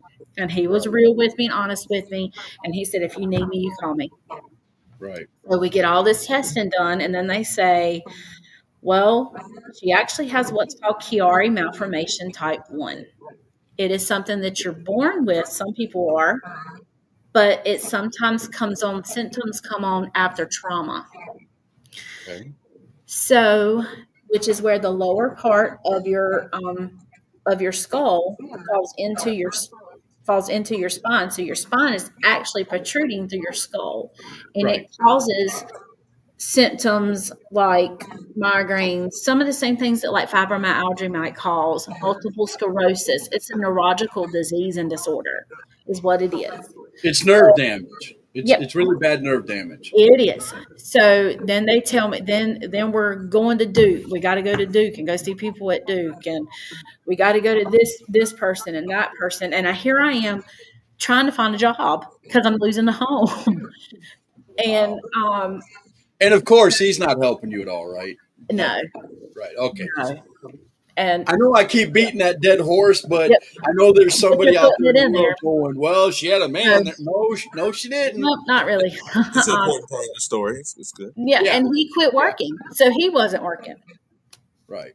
And so we had several people that were helping me to get gas to get there. My daddy, he did a lot of driving to Duke from where I grew up an hour and a half from the Outer Banks. So between Raleigh and the Outer Banks, I grew up halfway between that. So to get to Duke, it would sometimes take 2.5 hours to get there, depending on traffic. So my daddy would, and mama would even take off work. They'd go, you know, and help me to keep faith and get Rebecca there to Duke. And the accident happened July 1st. I started a teaching position in that late August. And then that September, she was having brain surgery at Duke. Wow. So Back after back. it didn't affect her as far as hitting her brain, but did it like rattle her brain to the point where there was damage back here? Not really. It brought on the symptoms. Chiari is something that there's no cure for it. The surgery that she had helps relieve some of the symptoms. So instead of having like a chronic migraine every day, she might have a headache every day. There's been times that she'd wake up and she also had been blind, but got her sight back. She's been completely numb and couldn't walk, but then got it back. They say that if you have your symptoms, if you don't get it back within usually 48 hours, then you're going to have them continuously. So far, we've been very blessed. And I mean, she was an avid dancer, but then they told her, well, you can't do cartwheels and you can't do gymnastics and you can't ride roller coasters. You can't do, she was a horseback rider. You can't do this because if you do that, then it's going to rattle here and one wrong move and it can be That's what my doctors are telling me about my back, so I understand. You Yeah. can't exercise. You can't. I want to lose weight. You can't exercise. You can't do So this. you tell or an you can paralyze yourself. you tell Yeah, this I to an get it. 8-year-old I get it. who was just, her and her sister both the same time were on All Stars in softball. I helped coach softball. They were on the All Star team, and they were asked to join a travel ball team. And we were getting ready. I was going to try and figure it out. I'm sitting here, going to figure it out, and then this happens. So then that got snatched from both of them. And trying to figure out, and so then I kept her in a bubble. I did. I didn't mean to, but over the years, I think I neglected my oldest one some. I try not to, but then what do? You've got this one that if she gets her head hit, she's got to immediately go get checked out at the ER to see if she's going to be okay. She fell on the monkey bars at school and hit her head. Well, I have to leave and go pick her up. So then it was, of course, that single parent, and they're single, and I'm not saying single moms, because they're single parents. There's Right. go through the same type stuff Right. that the moms aren't a part of. So it was that consistent battle and everything. But I will say this today, with her, my youngest one is doing phenomenal. She's in early college, and doing great. She is an A student. Last time she told me, I don't know what it is now, she was second in her class. So she's Nice. taking college classes and going to school to be a nurse. So this is actually part of her story. My oldest one, and I'm putting all this out there because we went through a lot of trauma, and I've got more trauma to tell you, but they're okay. Right. My oldest one's working a full-time job and Right. graduated Again, from I'm still waiting for the point where you know. So, over the years of being a single parent and trying to date, I would go on Plenty of Fish, and I was like, there's a lot of crazy people up here. Then I went on Farmers Only, and I would meet people, and I would try and date people, and it always seemed just one of the guys that I did meet, and he ended up living with me shortly after her brain surgery. Okay. So we did get evicted, by the way, from that house because I couldn't come up with the money in time to finish it all and get the job and her having all this. So I lived with my parents for a little while with the girls, until I was able to get my own place. And when I got my own place, the guy that I was dating moved in with me. Oh, it was amazing at first. Yeah, I know. I'm sorry. It's good. It's good to laugh every little bit. And that's what he told me. He said, be serious, but make sure I laugh too. I know, Farmers Only. But anyway, so I appreciate that, bud. I do. But and he was going to church with me. We were going to church. I knew deep down I felt like from how I grew up, we were supposed to be married and, be all in one and everything. So I didn't really feel right at church, but I was still going to church. But he would read to me out of the Bible. And then we were, like I said, when he moved in, everything was amazing. He was great. Okay. He was great to the girls. I fought. There's a butt coming. Yeah. And then all of a sudden, some people know me. I've been a baker for over 20 years. Bakers do burn things sometimes. I remember one time, one of the first memories I have with him was I burnt brownies. But I was trying to do something else, and this was brownies for us, not for an order or anything. Right. And I knew he was in the kitchen. He was sharpening knives. I'm like, why are you sharpening knives?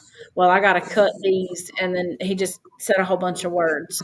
And I can't pick them up. But he was knife sharpening. So this is going to get to some of those other triggers I was telling you about. Okay. Well, I get the girls to bed. I'm in the room, and he comes up to me with the knife at my throat and says, burn my stuff, and then I'm going to cut you if you do this. He didn't, thank God. But I immediately just shriveled down. Like, I didn't think I could go nowhere doing it. I was like, what is going on? So one of my biggest This came out of the blue. Yep. And then he started reading. He would twist the scriptures in the Bible to fit what he wanted to say. Now, how I grew up, I was like, that's not right. That's not right. But then I was like, wait a minute, that is right. And I was trying to figure out, like, you're sitting there, then it makes you question everything. He said, I'm your master, and you're going to call me master, and you're going to submit to me. You're going to do what I tell you to do when I tell you to do it. So the knife became hearing a knife sharpen to me is like people think nails on a chalkboard. No, I get it. Right?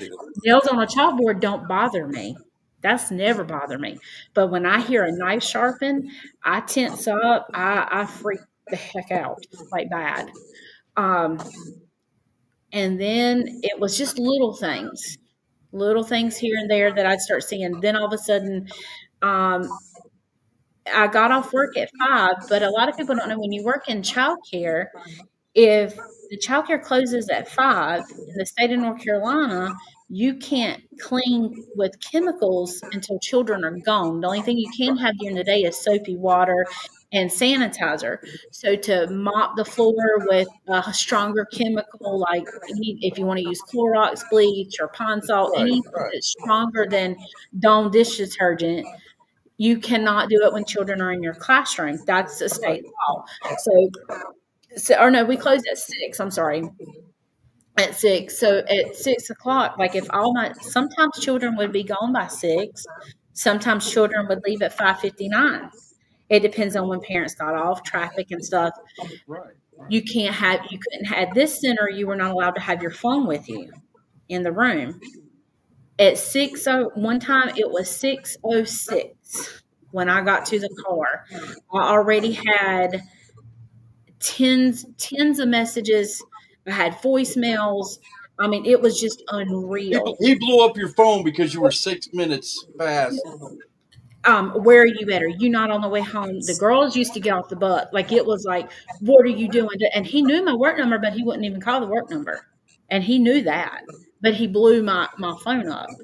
So then later that night, it always waited to when the girls went to sleep. He would tell me the things like the being his master, submitting to him, things like that out of the Bible, a lot of that. But the physical would be after I thought the girls were asleep. I'm being cautious on what I say. So I would think they were asleep, but it would always happen in the bedroom. The physical part wouldn't happen in the living room. And then it would. So he always did it when there was no witnesses. And then he would take paracord bracelet. And so I don't like paracord. He would choke me and figure out a way without how he didn't leave a mark, I don't know. Because the marks would be on other parts of my body that you couldn't see, but he would choke me. If I didn't say, it would be like, for example, one thing, and I'm trying to be cautious because I don't know what I can say online and what I can't, but like I told him no to a threesome. Well, I'm just being honest. No, no, I'm the Of negative course you thoughts in told my her no. mind about him. Yeah. What? So I don't share, period. No, that wasn't toward you. I'm negative toward him.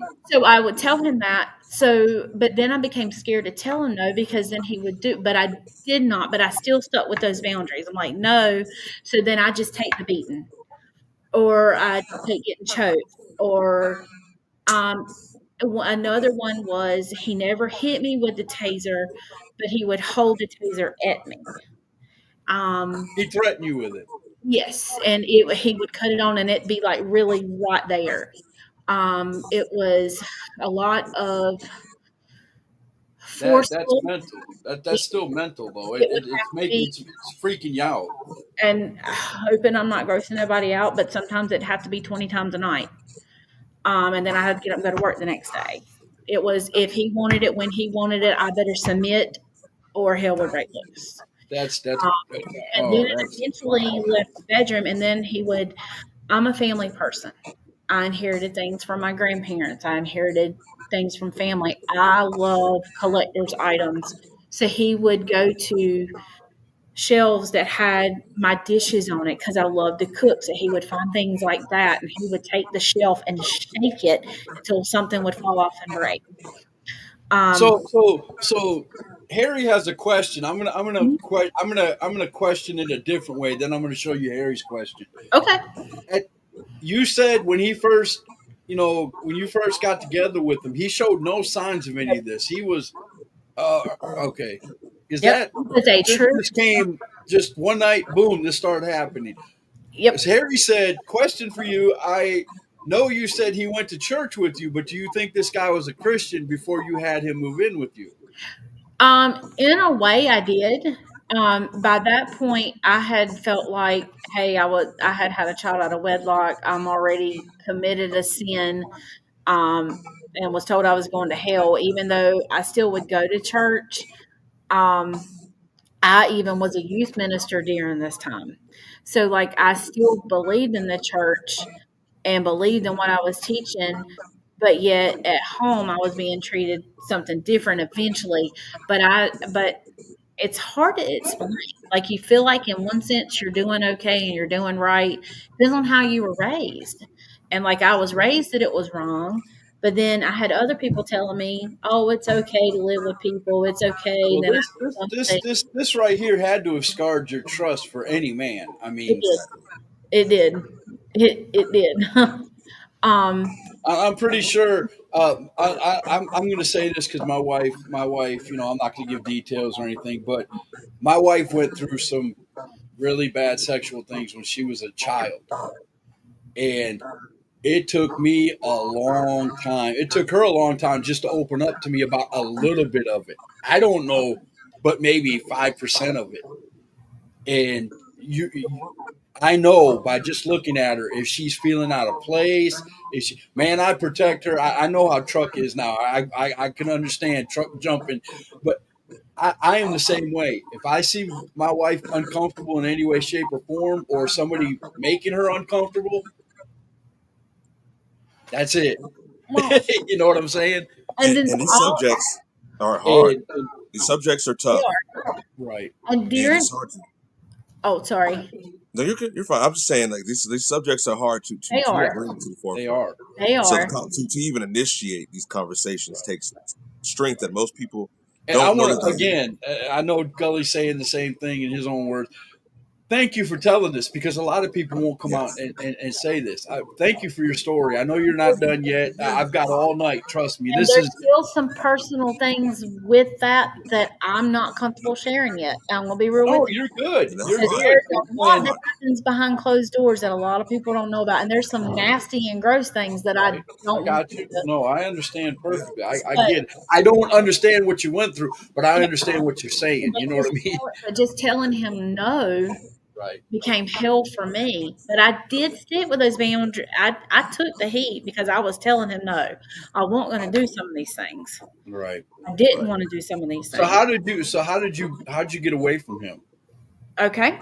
So one day at work, um, a girl, one of my past coworkers, I don't know how. God is the only way I can tell you, Okay. because she looked at all. I don't remember even what I said personally. Like, I physically and mentally don't even recall saying anything to her. Right. All I remember at first, she said, "What did you just say to me?" She said, "I'll be right back." I'm like, why is she talking to me like that? Like, that's what I was like. Why are you talking to me like that? She said, "I'll be right back." She You came could have whispered something and not realized you whispered something, and she heard it. she came back to me. She says, "Nana," the director up front, I called her Nana. Right. She was like a Nana to my girls. She became a good Right. family friend. We went off with their family and did stuff. She says, "Nana's going to take care of the girls. You're going to ride with me for a little bit, and you got a substitute coming in the class in just a minute." And I went, "Is everything okay?" And I'm back to my normal teacher self, happy because I would, if I had to cry, I would walk away and cry out of the classroom and then come right back. Like, I kept, what you see, the smile, there's so many times that I faked a smile that I was thankful for theater. And I got in her car and said, "Kelly, what is going on?" She says, "Angela, you're being abused at home." I said, "I'm what?" I said, "How do you know what's going on?" She says, "You told me in front of your class." I said, "I did You what?" didn't even realize it mentally that you had did that. No. And then she lifted up my shirt, and I immediately went like that. She says, "I know." She says, "But look," she says, "you said enough that I got it, that the children in your class don't know all the details." It went over their heads. It did. So she says, "This is what we're going to do." She says, "Because I've been through this." Sorry, I've been drinking a lot of water, so indigestion. But Oh, you're good. she said, "I've been through this before." She says, "Your phone's going to start ringing. She says, but I'm going to take you and I'm going to be with you every step of the way. She says, do not answer that phone. She says, he's going to keep calling and messaging. She says, then his family's going to start calling and messaging you. She says, don't answer them. She says, we're going to the magistrate's office. You're going to tell them what's going on. She says, I'm not leaving your side. And I said, I said, no, not doing that. She says, I'm telling She was doing what an officer at an SVU unit would do. Yep, she did. Exactly. And she had been through this before. And finally I said, and then finally she said, just breathe.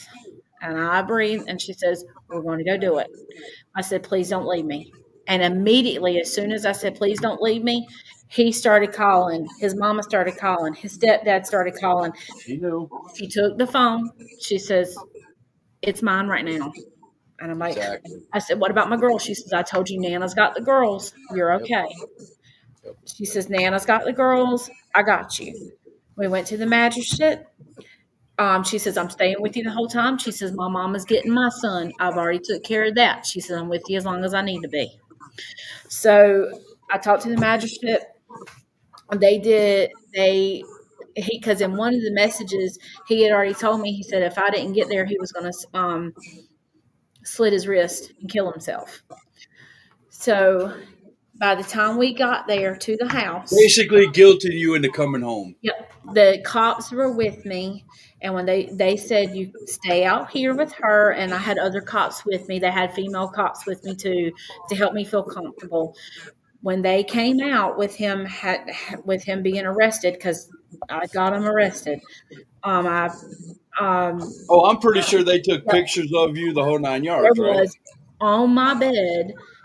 The pill bottle was already open, and pills were all over the bed. The knife was on the bed where he had already, and he cut just a little, but like what I would have thought could have killed him, like because I don't know anything about slicing. He cut just enough to bleed just a little bit to make me think he was going to be dead. Well, I'm sorry. I'm going to say this the only way Scott Larson knows how to say that. I'm glad he did it that way because he left all the evidence right there on the bed. The cops didn't have to search for it. It was right there. Well, They knew as soon as they looked down and saw all that, that you were telling the truth. I guarantee it. but here's how the system works. Okay. Well, the You gotta- system tells the story. He got a 24-hour lockup and a piece of paper for 6 months that said he couldn't be around me. Wow. That was it. That was it. So I found out later that he did move back to Virginia, wherever he was from. He would go by, he worked for the county before he moved, and he would drive by on his work truck when I had my kids out on the playground at the daycare I was working at and beat the horn and yell. And my director called the county that he worked for where I was at. One of the head people went to our church that I was going to at the time. She called him and says, you're going to lose an employee if you don't get him straight because he's going to be locked up. And then he disappeared, and I hadn't heard from him until a couple years ago, and I'll tell you about that. Are we still good? No, go ahead. Let me Like I say said, something before This you is, go. I'm listening. I got a good takeaway from this. It's sometimes when we don't see these things, and other people see these things around us, and we're so ingrained in our routines. Mhm. Sometimes you got to listen. Sometimes somebody's going to tell you pertinent information that you don't even see. It could save your life. It could change the direction of what's going on, and it could save your life at the end of it. So it's very important to take away. People, listen. If you're in trouble and you can just listen to somebody, and it could save your life. Period. Yep. That it can, and I didn't realize the like I clues said, are there. I know you said that he did this damage and he made it where, your clothes covered it up. But like you said, there's always going to be that opportunity where your sleeve might come up or you're bending over, not realizing in front of your kids at school or something, and your shirt comes down and they see a mark. Something's always gonna give that up. There's no matter where it's at, no matter how they're doing it, and I understand you not just coming out and telling somebody because you're thinking, man, this guy's going to kill my kids if I do. Yep. I mean, this And is, that was he again, did. if That was Facebook what he said. boots me off, that's fine. I'm going to say it the way it is because this is, man, I'm telling you, thank you for coming on and being honest welcome. with us. Yes, thank you I so much. truly appreciate this because there's a lot of women out there that need to hear this. And I know I'm going to get to the comments. I know Harry is asking you if you still believe in Jesus, you still go to church. That's a huge thing. But I'm just saying, as far as you getting this out there to show people there is a way out. There are people out there who you can trust. Okay, because a lot of women in that situation, and and I'm not an expert in any way, but a lot of women feel trapped. They have nowhere to go. This guy's going to kill my kids if I do this. And you, like you said, different. You got the church coming from you at this end already because you're, pregnant before, a certain age and you're not wed. And then you got divorced. And then I can imagine all the push and tug in your head. It just, people don't understand. And what I get mad at a lot of people out there. Some people tell me, just buck up and do this. Bro, you ain't walked a day in my shoes. How can you tell me I haven't walked a day in your shoes? So I'm not going to tell you how to live. I might give you advice, but I'm not going to tell you how to live your life. You know what I'm saying? Exactly. And so I just this is one of the parts of the PTSD. I keep messing that up. I apologize. The PTSD where it builds and builds and builds. But if you know the symptoms, if you know what's going on, if you know that you've got that you're talking to yourself when nobody's there or something is not right, there are people out there who will listen. It will.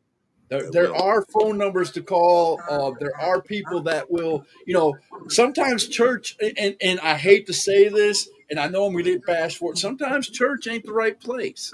Yep. It should be, but sometimes it ain't. But sometimes in a private, intimate type setting, and I'm not saying intimate in a sexual way, but like just a few numbers Right. to be able to, and It should be that way. It should be where if you go in, if church was done the right way, it should be where you can go in, close the door with your preacher and your deacons, but we're all human. Again, we all fall short. exactly. Somebody who has a story like yours, I would be afraid to go in, no matter who it is, my deacon, my church, whatever. I'd be afraid that story is going to leak and everybody's going to know it. And that's another thing that's going to be in the back of my head. So you know what I'm saying? And I'm not saying it'll happen, folks. Don't blow up my stuff. But there are people that will do that, no matter what. You know what I'm saying?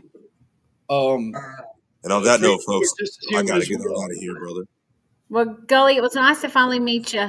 Yes. It's good to meet you. It's good to be here. It's good to talk these topics. These are very important things. People, listen up because it can save your life. It can get you out of situations. This story right here is important, and we love to hear it.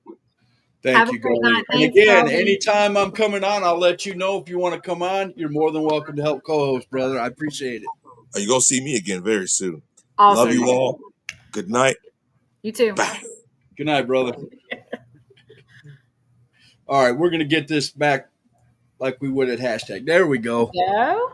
All right. Do we And want to I'm catch here some for more as long as questions? you want to talk, Jesse. I'm here as long as you want to talk. And it's Friday night. I ain't got to work tomorrow. And it's Friday We're night. going to There you Kentucky tomorrow, but I don't have to leave at 6:00 in the morning. There you go. Do we want to catch some of And the? let me tell you this, Jesse, because I know he's floating around there somewhere. If Chuck wants to come and sit behind you for support and stuff like this while you tell your story, he's more than welcome to come over here. Okay. Well, he's actually in another room right now. Okay. So Well, if he chooses to, heard he me. can. He heard me. He did, and I'm sure if he chooses to, he can. But I know he's like I am, and like I try and let him have the spotlight, and I'm not jump on. So You good. Harry said, how is your relationship with the Lord right now? Is your faith shaken from all the trauma that happened in your life? I'll be real with you. I questioned it for a long time because I was like, why would God allow those things to happen to me. Like, why wouldn't I question it? But I do, I still, like I said earlier, I read my Bible, I pray to God, I have conversations with Him. I've got an hour and 15 to an hour and a half ride to work there and back every day.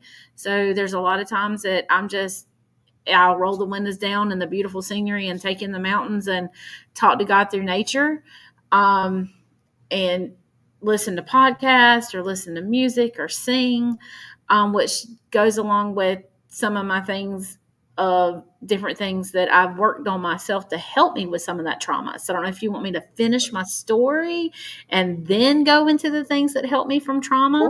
Go ahead. If you want to keep going with your story. No, like I said, I But I got all would night. love, I'm we good. do have some, do we have any more questions? Yes, we do. Yes, we do. Harry said, I think I got a feel of what your PSD stems from. I would love to talk to you about that sometime soon. Maybe you and Truck can meet up with me for lunch, but we definitely need to talk. Would love that, Harry. Thank you. He Definitely. said amen to something I said at some point. Thank you, Harry. I appreciate it.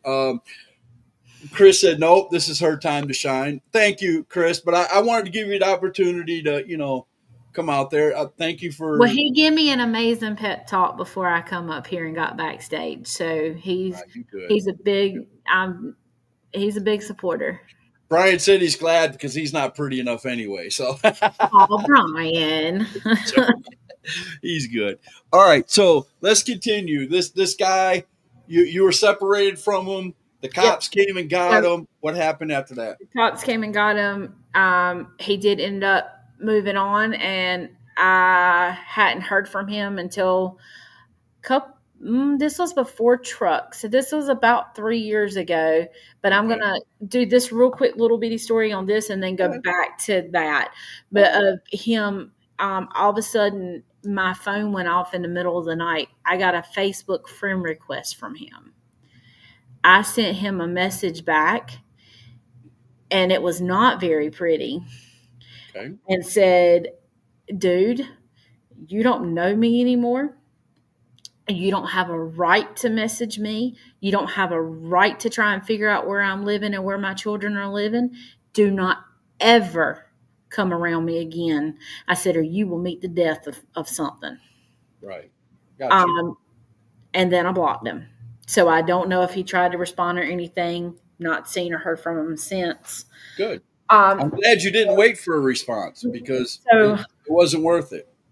And that was in the spring. It was during softball season. So that was during the spring of the year, that year that he got arrested. And that summer, a friend of mine that I worked with at the daycare, he worked with the school-age kids. And I worked with school age too, but he worked at the center during the day and different things. Matter of fact, my girls called him Uncle Ellis. Great guy. I had a lot of family members that we called, family friends that we called Uncle, so I get it. And he was dating a girl that we worked with, so we all knew each other. Well, he was a professional bodybuilder. And he says, you need to let some stem off. He was helping me because at that time I had gotten on a strong weight loss journey. I quit drinking Dr. Pepper. I was addicted to them, drank 6 to 12. You're going through what I'm going through right now. I'm at that point. I don't care what it takes. I'm losing this weight. Go ahead. And so I had gotten to my heaviest I had ever been. So I was actually 2 sizes up from what I am right now. So I was going to the gym. I was working out every day. There was one day I was at the gym and I woke up. I was in the floor, and he was behind me and had me like cradled. And I said, what is going on? He said, you started crying and you said, he's here, he's here, he's here. And then it started coming back to me. I had blacked out, but a guy came in that favored him. And I had went into the fetal position in the floor. The guy that we were just talking about. Yep. Okay. And I will never forget, I'm in the middle of Planet Fitness in New Bern, North Carolina, in a fetal position in the floor, all to pieces, because I thought he came in the door. And he said, I will keep you safe. He said, if you were with me, my wife, anybody, or girlfriend at the time, any of us, we will keep you safe. You're okay. He walked me through those steps. I got back up, started back pumping at the gym and going at it. And that's how I got it out, was in the gym that summer, especially. But so I would then eventually I'd see a vehicle that would look like his, or I remember Trauma like that, it doesn't take much. It I doesn't. was with my daughters in a mall somewhere. I don't remember what mall. This was like a year or two later. I'm inside of a mall. We go in Spencer's. I see paracord hanging on the wall, and I take off running out in the hallway. My youngest one was close by me, and she had to calm me down out in the hallway and start breathing with me. It's okay, Mama. It's okay, Mama. You got this. Because I saw paracord. That's awesome. I love that. That she knew what to do to make Mama calm down. That's awesome. A store that most people go in and laugh, and it's hard for me to go in a store called Spencer's. No, it makes sense. Anything that would remind you, if the guy wore something, if the guy smelled like something, the sounds, like you said, there's anything that could bring back bad memories from things. Yep. I've had things happen in my childhood, and a certain sound. I'm not even going to lie. I'll put this out there for the world to hear, because I'm an open book. There's certain sounds that'll make me pee my pants. I'm 54. Mm-hmm. If I hear that sound, I get so scared I pee my pants. Yep. And it's something that happened in my childhood. Yep. It just is what it is. It is what it is. But I'm not saying don't do anything about it if you can't. You know what I'm saying? Well, and then I tried to date again. And I think I saw the girls were older by then, and I was trying to, I guess, seek attention. Like, I wanted companionship. I wanted a relationship, and I kept praying to God to send me the right one. Then I'd see the signs and thought that they were my soulmate for life. I thought I would, and then I would start. You were craving attention so much you would basically accept anything. And now I'm getting to a part that will help me lead to why I'm Jesse. Okay.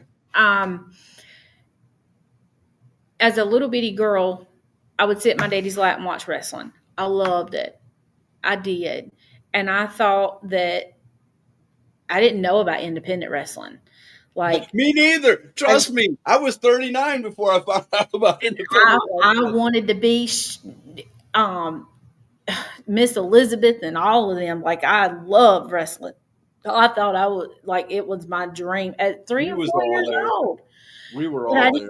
But I didn't. I was like, well, growing up, you just watched wrestling. Didn't know, in high school, I loved the Bellas, and then I loved John Cena. I'm not happy with him, by the way. That's not very nice. But anyway, and I love Charlotte Flair. I love just wrestling. I loved it. Well, you love the characters. My people that know me will know who I'm talking about. But I'm not going to say a name, but I'm sure they'll figure it out if they watch it. The only good thing I would say my ex-boyfriend gave me was I went to my first show in Morganton, North Carolina, NWA. Okay. Which is also where I got to meet Missy and Thunder, too. I miss Thunder. Great person. I got to meet Luke Fury. I got to meet AJ Frost and met them after the show. And I'm like, this is awesome. How do I do it? What do I do to get started? Like, this was my dream since a little bitty girl. Oh my God, this is real. I'm in my late 30s, okay? So my kids I could imagine if you growing up and your grandpa watching wrestling, if you'd have told them that you wanted to be a wrestler, I could imagine the explosions in their head. It's fake. You don't want to do that. Get a real job. No, actually, it was never discussed. Right. I'm just saying, if you would have brought it up, I'm just saying. Well, and I wonder too, I know I just watched it as a little girl, but I don't think I ever told my parents or anybody I wanted to be a wrestler. I didn't, because they would be like, oh, you can't do it. Like you said, they would just shun you off. So I never said anything. It's one of those things I just kept deep down. And so, and wrote in journals about. But, and AJ was like, we can train you. Da da da da da. We can train you. Well, my ex at the time, he's like, no. Okay, whatever. Um, him and I were amazing. I thought we were gonna, eventually get married. I got a promise ring. We were on the road all the time. Mhm. After about 6 months, well, we went because he was taking photography at wrestling events. He started Okay. out that night, that first night, just taking them from his cell phone, just joking around. And then he was like, because he was doing them for live bands. We traveled a lot with bands. Right. And he like, well, maybe I can start doing it some for wrestling. Photography is a good business if you can get It into it. is. It is. And so then I started seeing money missing. Because of my previous past, anytime my debit card of any of my debit cards are used, I'm going to get a text message. I'm going to get an email anytime, even if I do it. My wife, But, same way. but I Everything guess, that comes out of any account from this house, she gets a message. She knows exactly. I'm telling you, man.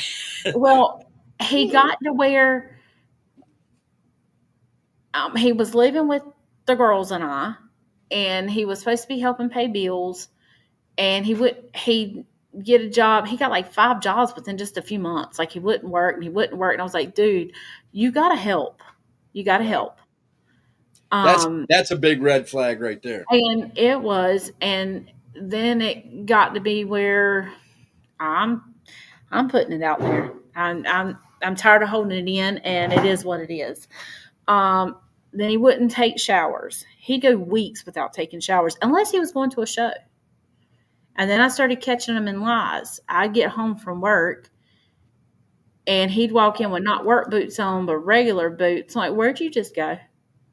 And then I just changed my boots in the car. No. You got a shower. Where did you just go? Like, I saw the wet towel. You walked in with clean clothes on, not work clothes either. Right. Like, what did you do? And he was still lying. Then I saw on Facebook the next day where he had went to see our favorite band while I was at work, one of our favorite independent bands. Wow. But I saw it on Facebook where other photographers and other people were there taking pictures. So he flat out lied to you. He did, but then he was still lying. I'm like, oh, that's not me. Even after being caught? Oh wow, that's I'm like, dude, rich. that's you. That's rich. And then we would go to events and like that he planned, and he even got sponsors that were supposed to be helping put gas in the car and helping pay for stuff. He was getting sponsors Okay. for his then thing. And we'd pull up at a gas station 2.5, 3 hours away from the house. You need to put gas in the car. We're not going to be able to make it home. Huh? I didn't plan this. I didn't order $200 worth of beer because I can't drink and drive. I didn't order the $50 bill. I ordered chicken strips and bacon cheese fries, the cheapest on the menu, because I don't like steak. You the one ordered the steak. You the one that ordered this. Or we'd be at a restaurant. Well, you need to pay for this, and I'm like, where am I going to pull $300-$400 out of from? Where am I going to pull that kind of bill out? That's the tabs because of how much alcohol he would drink. Wow. And one night we were leaving Cherokee. He planned my birthday trip for my birthday. I fell asleep in the car. It was one night he was driving and I was asleep. And I woke up and out of the corner of my eye, I see something like red lingerie on the phone that he was driving in the mountains leaving Cherokee. And I just looked and I said, what are you looking at? And he jumped and threw the phone up in the air. And nothing. It was a friend from high school. I was just scrolling. I said, first of all, you're on your phone. It's in the mountains. It's dark and you're scrolling through your phone, dude. He said, it was just on our not a good idea. It's not a good idea, even no matter where you're driving. But yeah, the mountains is And then it was just on her story. Okay, so I'm already. Oh, by the way, the other couple guys had cheated on me as well. So Right. this leads into more of that. Like I said, I can sit here and talk for days, which is why I'm writing a book. So I have been cheated on already multiple times from other people. So then the next day, I have a really strong intuition. And I guess people can say it's my fault. I grabbed this phone. I knew his password and I started looking at stuff.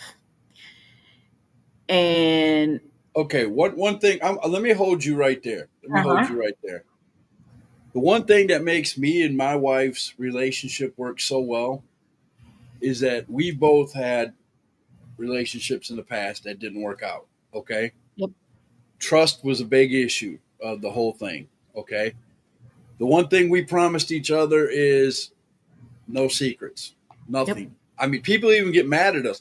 We won't. You can't even put if you give my wife a surprise party, don't tell me, because I promised her no secrets. Period. No Yep. matter what it was. People get mad at me, but that's just the way it is. And this phone right here, she knows my password. She can go on it anytime she wants. She can go and see who I talk to. I have nothing to hide. And if you have a relationship like that, it will work. Yep. Okay. If you get offended, if you're a boyfriend or if you got a girlfriend, I'm talking to everybody out there, and you go and grab their phone, the first thing they do is, oh, no, you can't look at it. Red flag. Yep. Red flag. So I sat in the bathroom floor for 3 hours, crying, Because looking of the at stuff you found on the phone. it. I found things like the OnlyFans account, and it was the high price ones. Like, well, also during this time, he wasn't helping pay for rent. He wasn't helping pay for bills, wasn't helping pay for food. He kept saying he wasn't getting paid enough and different things. And then he I already knew that, but and then in that 3 hour time frame, I found so much stuff that I can't take back from what I saw. not only did that not only hurts your heart, does. but again, it works on that trust thing. Yep. Where now you're not going to trust anybody. You're not going to. Again, I'm going back to the PTSD thing. You're putting more bricks on that wall. You're adding more bricks to the wall. And he knew about the past because I did not hide anything. I'm upfront and honest on what I went You're through. like me. You're an open book. You tell anybody anything. I got you. And I was seeing videos that he would. It was like $500 from Cash App to get a 30-second video from. I'm going to put this out there because A girl doing something stupid. Oh no, it won't just girls. But what I'm trying to say, yeah, my thing is if you're gay, lesbian, bisexual, you do you. God's the ultimate judge. I'm not your judge. I'm going to love you. I teach my children, and I teach love like Jesus loves. Exactly. That's on you if you want to do these things. But do not show me as your pedestal, as your other half, all over social media to hide who you truly are. I got you. There was videos from men. There was videos from women. There was videos that he had sent. But he's having to pay for these videos. Like, there's so much. Thank you, baby. I love you. I do. There's so much, and I don't agree. I don't care for porn. I don't like it. I don't, and I think, and it's a lot of my trauma, I think, because of that. Right. But to each their own. But there's so much free stuff out there. And here the thing is, and again, I'm going to go back to, I'm not trying to compare my life to yours at all, but trust me, I'm not. And because I could never, like I said, my wife telling me the things that happened to her when she was smaller and you telling me your stories now, I can't put myself in a place like that because I would never think of stuff like that. I don't watch porn. I think it's just me personally. I think it's disgusting. It's just a husband and a wife behind closed doors, beautiful. They make children, beautiful. Yep. It's part of the world. But I don't need to see everything. Yep. I don't care if it's free or not. Me personally, disgusting. Okay. But what I'm saying is he's spending. There was 1 month. Oh, you froze up for a second. Let's give it a second to catch up. That might be my internet. I don't know if it's mine or yours or. It was both. We're back. But he was spending thousands and thousands of dollars on this stuff. And then I started seeing addresses of places. And at this time I was managing a restaurant. So I worked different hours. So I wasn't always near them. And here I am. So you were the breadwinner. Again, you're the breadwinner. You're taking care of your family. You're paying the bills as good as you can. This guy is doing all this stuff. And he was working full time though. But I won't see any of that. But he just wasn't paying for nothing. Okay, I got you. Or he originally was helping pay, like when we went to the events and stuff, and then it stopped. And I was like, well, I've got to pay these bills and I'm behind on these bills, his car payment. And I've got to pay this. We know why now. Yeah. And then, it just got to a point that, and like I said, so like I showed him like in the middle of the night, because like I said, it was, and then I saw he was on some prostitute site. So exactly. So then I found out he was actually going physically meeting some people. So then I went and got tested and stuff and everything to make sure I was clear, but and I'm showing him this stuff and he wouldn't admit it. So this comes to the point where my trauma finally met me.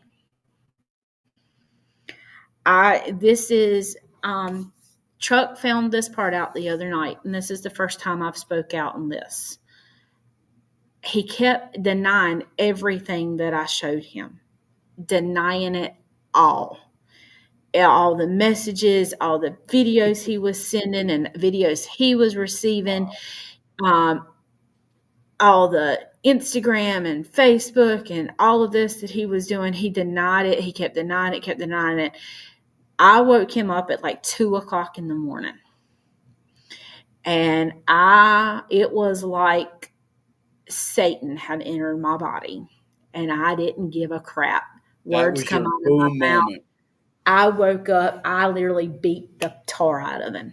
And I'm being real right now, 100% on live air. Mm-hmm. I beat him so bad. His lip was busted. He was bruised. He didn't go to work the next day. When he was in the floor in the fetal position, crying for me to call his mommy, or he was going to call his mommy, and he said mommy. And I was like, I don't care. Do what you want to do. I'm done. And I said, get out of my house.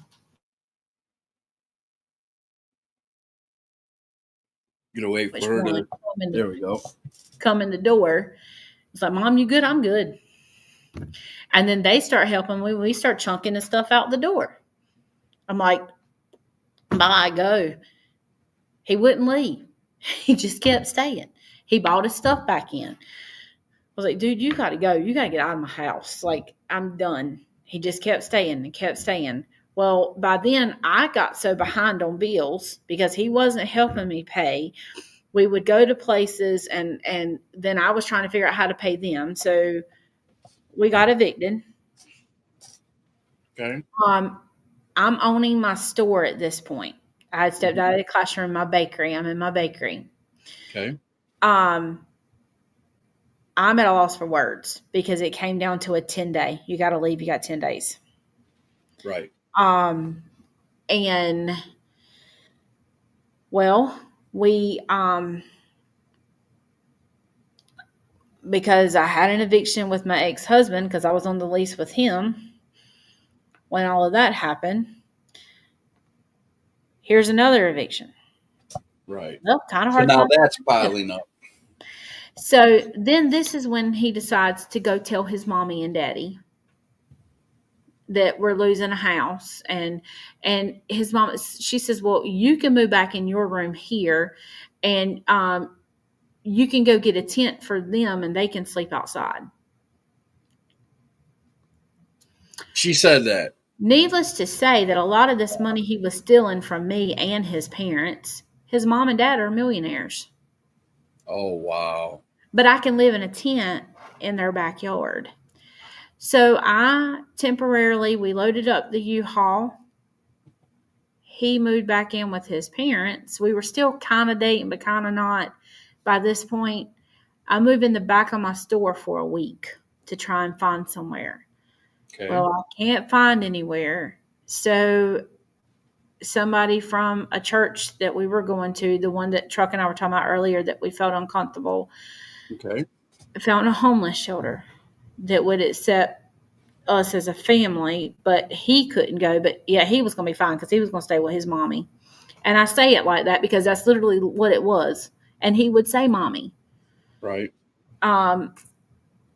So I moved to the homeless shelter. Okay. Where I had to be back by certain times.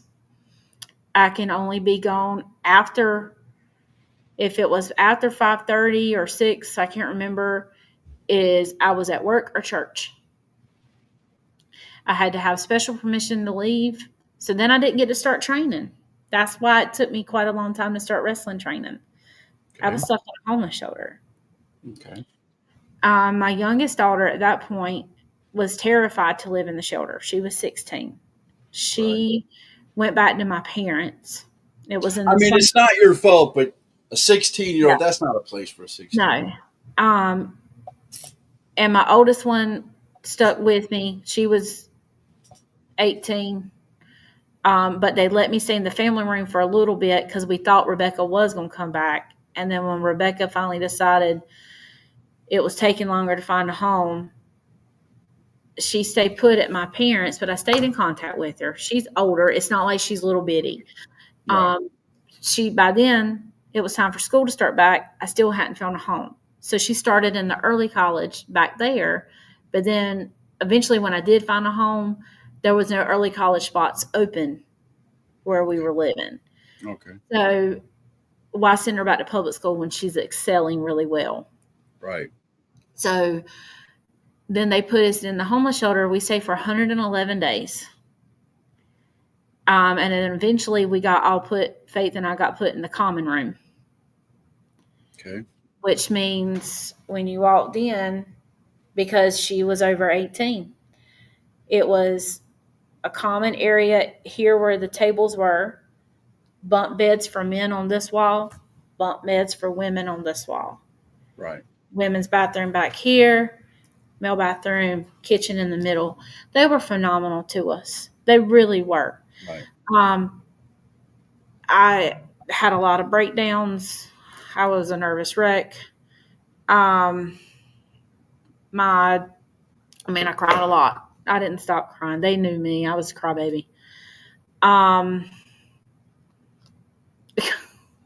Yeah. He says like Mannix and Spartan. Because later he eventually went with me to see it because after I went.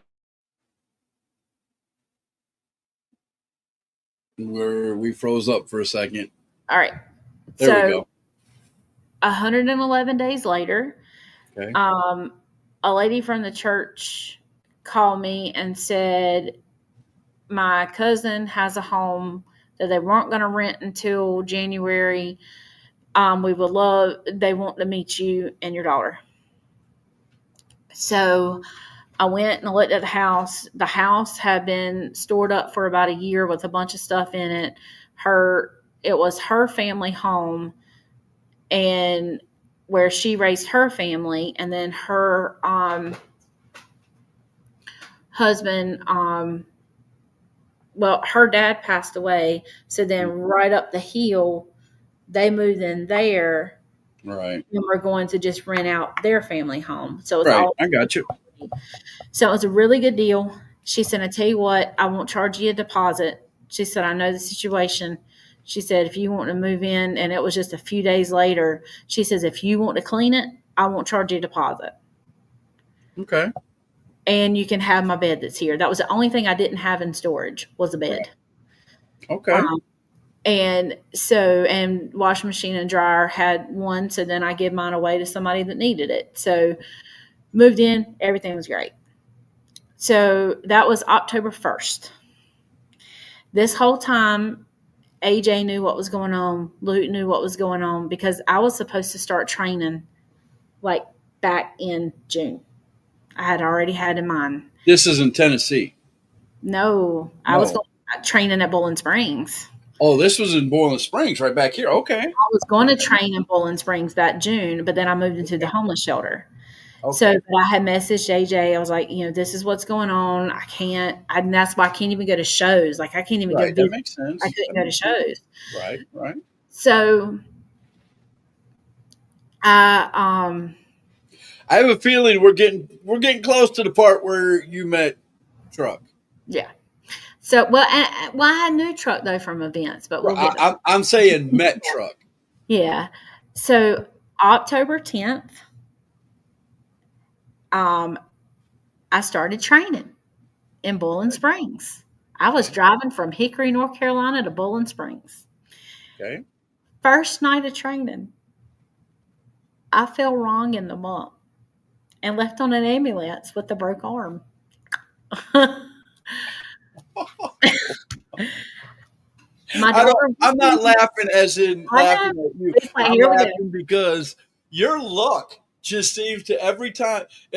I always have this saying: one step forward, 3 steps back. It seems like your luck just keeps, every time something good happens, bam, 3 steps back. Yeah. Oh, and by the way, during that time when I was a single parent, I had broke my ankle also and was out of work for a few months. Goodness. Yeah, that's what I'm saying. We can talk for hours and hours and hours. And the I love Truck. I'm thankful that my oldest daughter was with me that night.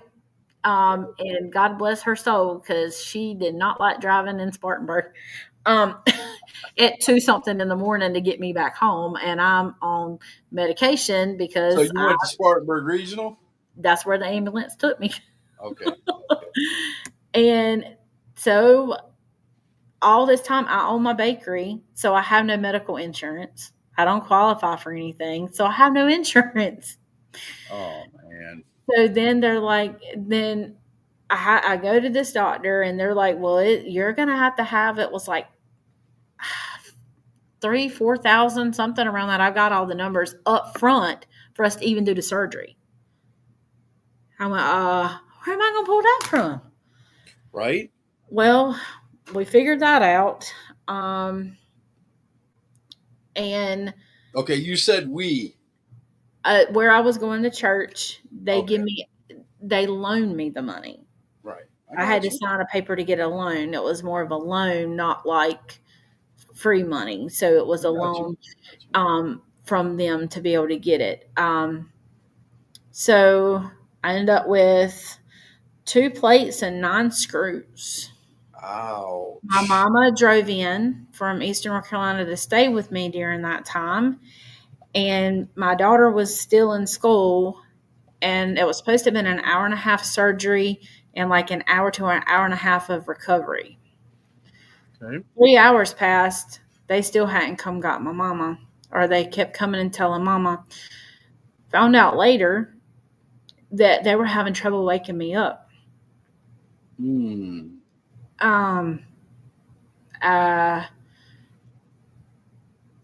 So I almost didn't make it from a simple surgery.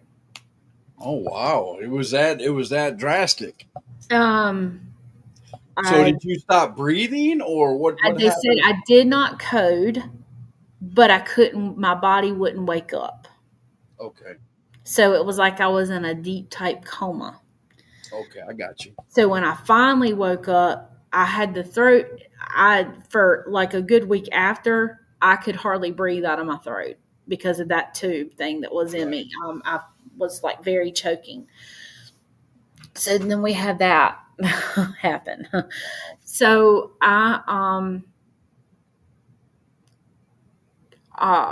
November 10th was on a Friday night. I was at my store. I agree with my dad. He said, "Gotta have this book when it comes out." I know it can get emotional trying to write it. This is the longest I've told part of my story without crying. So I'm glad to get it out. Thank you for telling. I'm telling you, you got all night. I'm here. I love this. This is what hashtag truth is all about. I know it's a wrestling podcast, but you're telling a story that needs to be heard. A lot of women out there, girls, need to hear this story. And during the time at the homeless shelter, at the first, like, it was 111 days we were there. So the first couple weeks, he was still my ex now was still like, we're going to work this out. We're going to find a home together. We're going to do this. We're going to do that. Then he'd get off the phone with me. So he's basically holding you on a string is what he's doing. And then he was calling the girl that he's with now. And I'm going to say another thing about your story. And men, this is what you don't do. Just vice versa. I've heard that women have done this to men as well. So just putting that out there too. But so let's get to some good stuff. On November 10th, it was a Friday.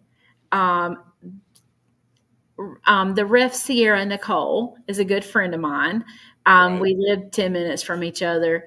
She calls me because she's like, I love social media. People know that. I get aggravated with it. But like anytime I'm going somewhere, I would post, hey, I'm going to be such and such tonight. I'm going to be such and such. Right.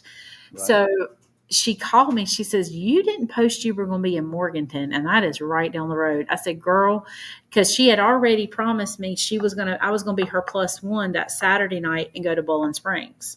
I got you. And I was like, well, I'm not going to bother you because I still couldn't drive yet by this time. My daughter and I shared a car. Physically, I couldn't. I broke my dominant arm. I'm a baker. Okay. I couldn't decorate cakes. I couldn't bake. I couldn't do none of this stuff. And I'm like, I can't drive.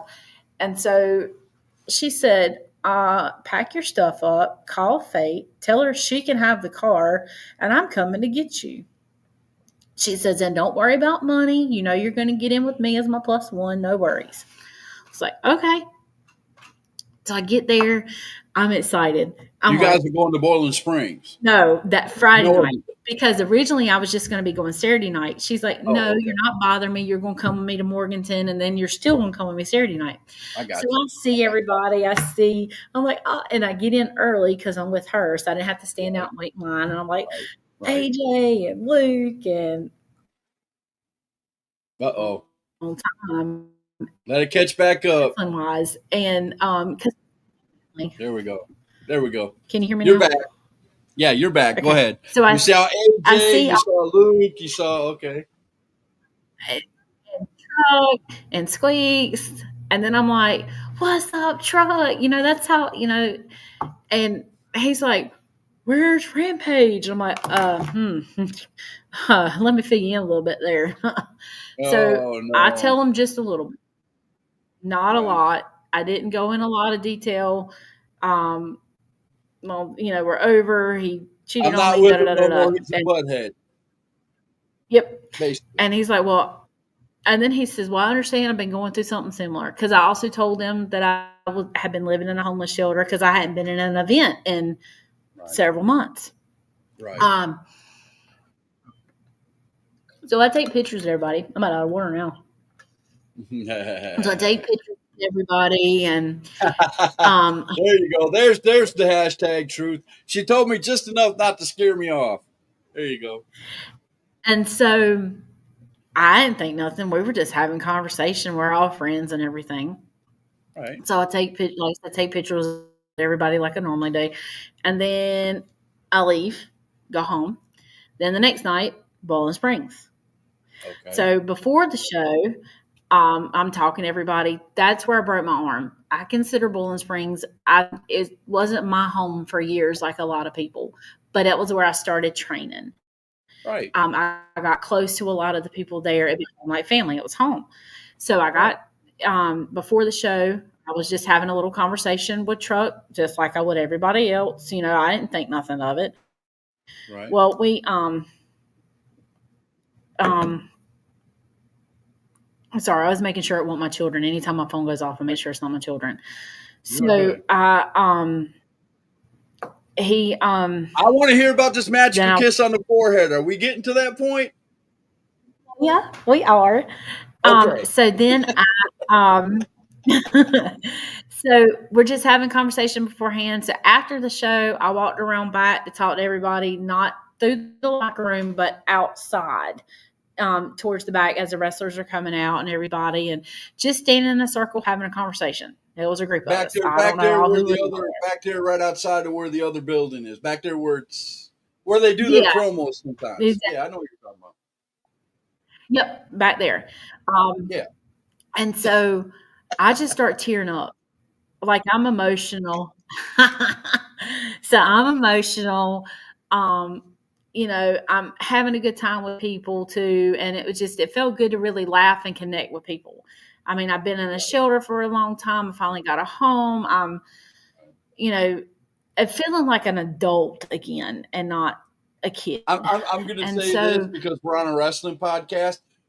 You saw the brotherhood that night. You were part of a I team. did. You were part of a family. You were I part of did. something that happened. There you go. And I felt welcomed. I did. But when I started tearing up, Truck just grabs me, kisses me on the forehead, and says, "Don't ever let me see that beautiful face cry again." And it was like sparks. I mean, literally, I felt like electrical shock therapy go through my body. And it's not cliche. That is realistic. And I went, Dump Truck, I just fell in love with you, man. like, She said she was was invested. invested. I love it. so I She- didn't You believe gave her something to invest in. I love it. it. So I was like, did something really just happen? I'm thinking in my head, like the wheels start spinning. I'm like, really? Like, I thought he was just a friend.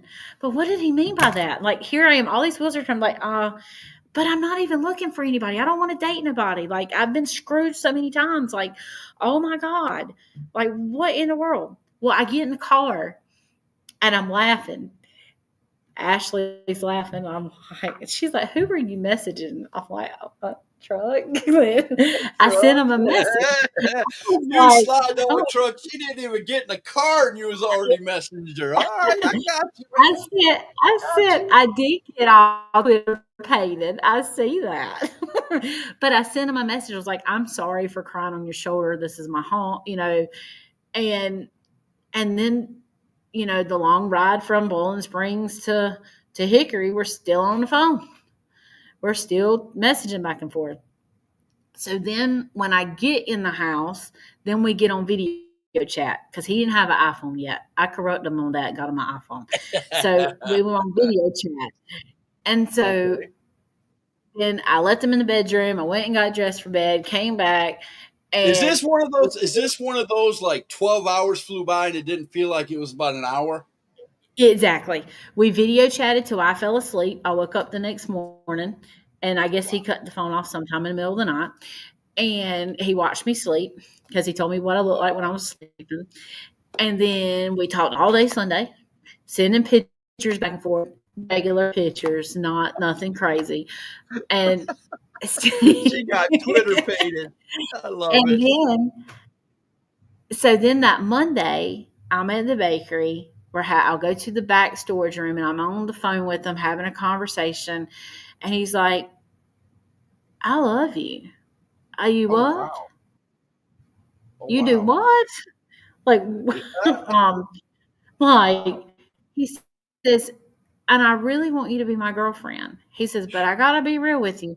I'm telling on you right now. But he's like, His man card just got handed out, is what he's trying to tell you, Jesse. Yeah. You're handing out his man card to somebody else right now. But go, please tell, So please tell. please tell. So Yes, he had been single for a while.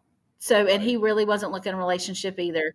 But so he had to take care of some things before it became public.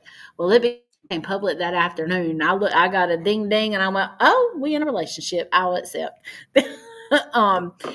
And 2 weeks later, I am not, sir. So a couple weeks, we're conversating about him. I mean, literally, it was like in love. Right. Like, I and got I'm you. like, "You're moving with me, but you got to have a job." It took him a few days.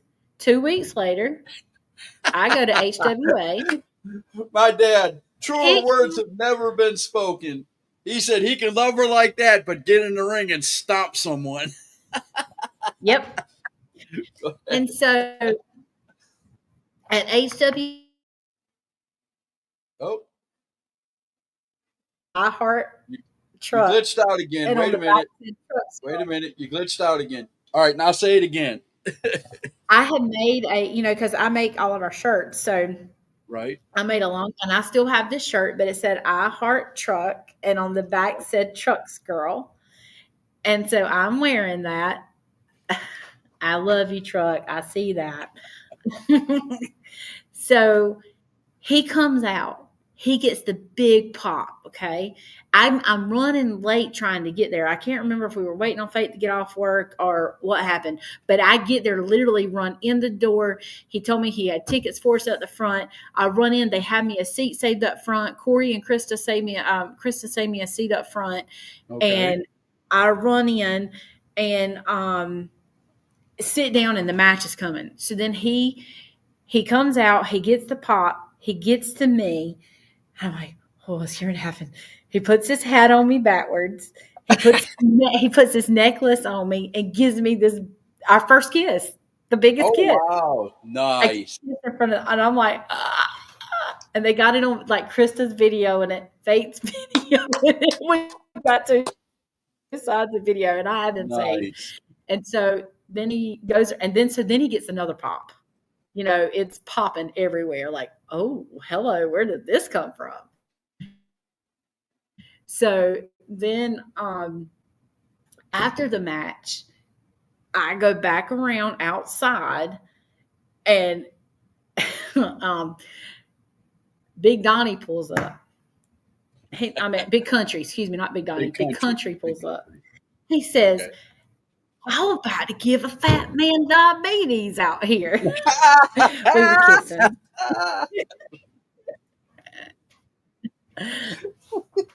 I'm sorry. You love being I the love center you, of the story. Come on, man. Stop the drama. hon. So, Oh boy, here we go. then I Here go comes back the in and watch. ribbon. Here comes the ribbon. So, Truck, you got a He soft side. does. He does. He does. We all know he does. Whether he We wants to see him admit with it or the not, kids. he's a I big know he's got a player. soft side. And no, he's great with those kiddos. But so then he has a little, because at the time he was hanging with the clown a lot, and Right. put his boxes in the car, loaded up, and I took his butt home.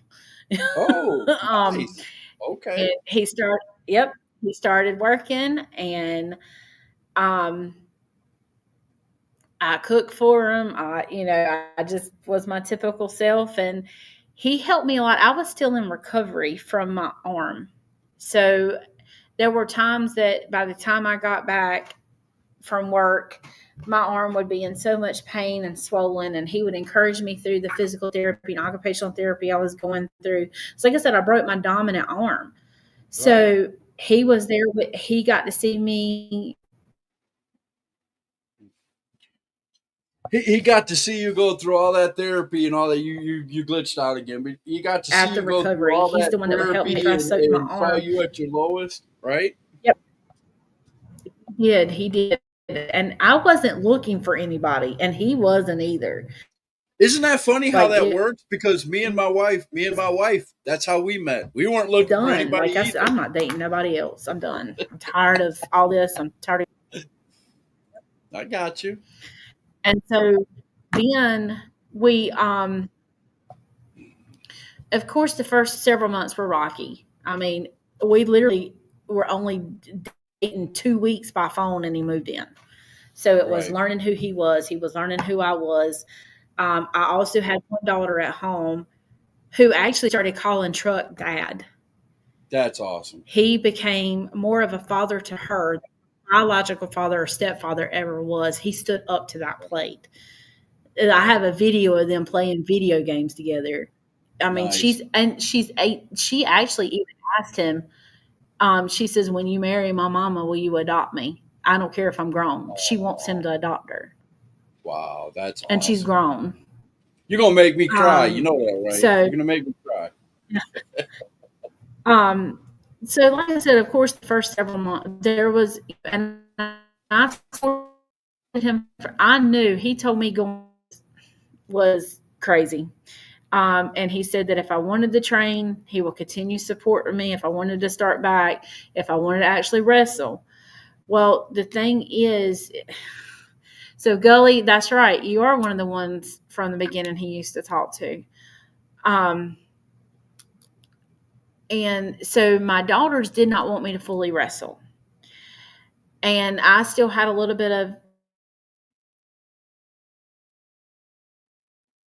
Well, I'll tell you what, this apart. internet's about to make me mad because every time you I get to know. telling a good story, it freezes. I don't know why, but you start over. Here we go. Your So daughters didn't want you to wrestle. they didn't want me to wrestle. So I said, there's ways that I can be a part of it. So let's find. So I would still go to training because I wanted to train as a manager. So I would do the long drive. I would go to Bowling Springs from Hickory 1 or 2 nights a week, sometimes 2 nights, sometimes 1 night. And I became ring girl for quite a while. So I did a lot. what were you and what was the discussions between you and Chris at this point? Because you're coming back. Chris is already a full-time wrestler. You Yep. know, you're trying to get back into it. He knows your arms was injured. You know, in order to go back and train, you have to be healed. So apparently you were healed. He saw you through that. I'm not trying to get nosy. I'm just Oh, yeah. for story wise. What was the conversations between you two without getting too personal? Was he all for you going to train, or did he want you to do the manager part, or was it just something that fell into place? Because right now you two are like, Yeah. and I'm not afraid to say it. I'm a friend of both of you. You two are like a power couple. Yep. He's a wrestler. You take care of everything else, and you work together. He told me that he would support me if I wanted to wrestle, if I wanted to manage. Okay. At the very beginning, he was very adamant that he didn't need a manager and didn't want a manager. Right. He's been in the industry almost 14 years. Back then, it was almost 13. But why would he? And I look back then too. He said, "Just be careful. Yeah, Just know this is he what did. you want." No. And he would tell me about how cruel the industry. He didn't hold anything back. He says this is a crazy industry. I mean, he said it's. He would tell me you need to make your heart cold. That was one of the biggest things. He said, and you can't get your feelings hurt. And I'm very sensitive. So if I think I'm going to do something wrong, and I think this comes this stuff, well, I don't think I know. It stems from so much trauma. You fear you're going to do something wrong. I'm a people pleaser. So I want to please people. I want to do what's right. So I'm sure AJ and Luke would tell you, I would constantly go to them. Did I do this right? Did I do this right? Am I doing this right? I mean, because I stuck with that. That is true. That is more true than any statement that's been said tonight. Thank you, Donnie. I appreciate it. So he didn't hide anything when it came to the industry in general. He wanted me to know what I was getting into. Right. And he won't go, and I appreciate that from him. All right, Chuck. We've known each other longer than her. Why didn't you set me aside and do that, buddy? What's up with that? No, I'm just kidding. I'm just kidding. I learned the hard way. No, and he will tell you it's a nasty business. It is. It is. So I would stick with them. I would support them. I'd go to the show, take them to the shows. I mean, I love being there with them. And it started, and I would be the biggest screamer. You would hear me all over, and I recorded everything. And then I started learning more and more about the business. I was still training a little bit, ring girl here. There were times when he was working and couldn't get off, and I'd still go to the show in Bowling Springs because I was ring girl. And then that December, he had never had a merch table. Right. So Before we get to that, because that's the part I really want to talk about. We're going to show some stuff. The Diamond Jesse. This is your character, correct? It is. It's both sides, the OG and the Diamond. You've got your 2024 in review on here, which is awesome. You guys can go ahead and pause and read the whole thing if you want to read the whole thing. But she's a social media and network manager. We're going to get into all this in a few seconds, but multi-talented, multi-diverse, trust me, and very, very, very good person who knows business. Let me tell you, her goals into it. Now let's go over this real quick. To star in more vignettes, manage side. This might have changed, but at one point, do more off-camera journalistic interviews. That sounds like podcast. No, it's something different. Okay, I got you. Speak more on mental health. That's what we're doing tonight. Thank you very much for it. And write and publish. Well, you're writing and publishing your life story too, correct? Yes. But you want to do a children's book also. But the novel that I've been writing, or no, the book about my story, I have actually been working on that for a few years. Right. And I'm trying to figure out. It's really hard to write. Oh, I got you. No, but the children's book, I'm working on that. Now, I know I'm covering both of our faces, but this is some of the things. Jesse's Mindful Creations, merchandise designer, home bakery and catering service, social media marketing director, spiritual healing services. I mean, you're a jack of all trades, man. Yep. And all those can be related to the wrestling business. Every one of them. Which is awesome. So I've hit many of those goals actually, except for finishing the children's book and getting that published. And I actually had a conversation with the publisher yesterday. Nice. The only thing that's really holding that back, of course, is financial. It takes a lot to get it. You got to pay money to make money, no matter what business you're in. So hopefully the children's book will be out.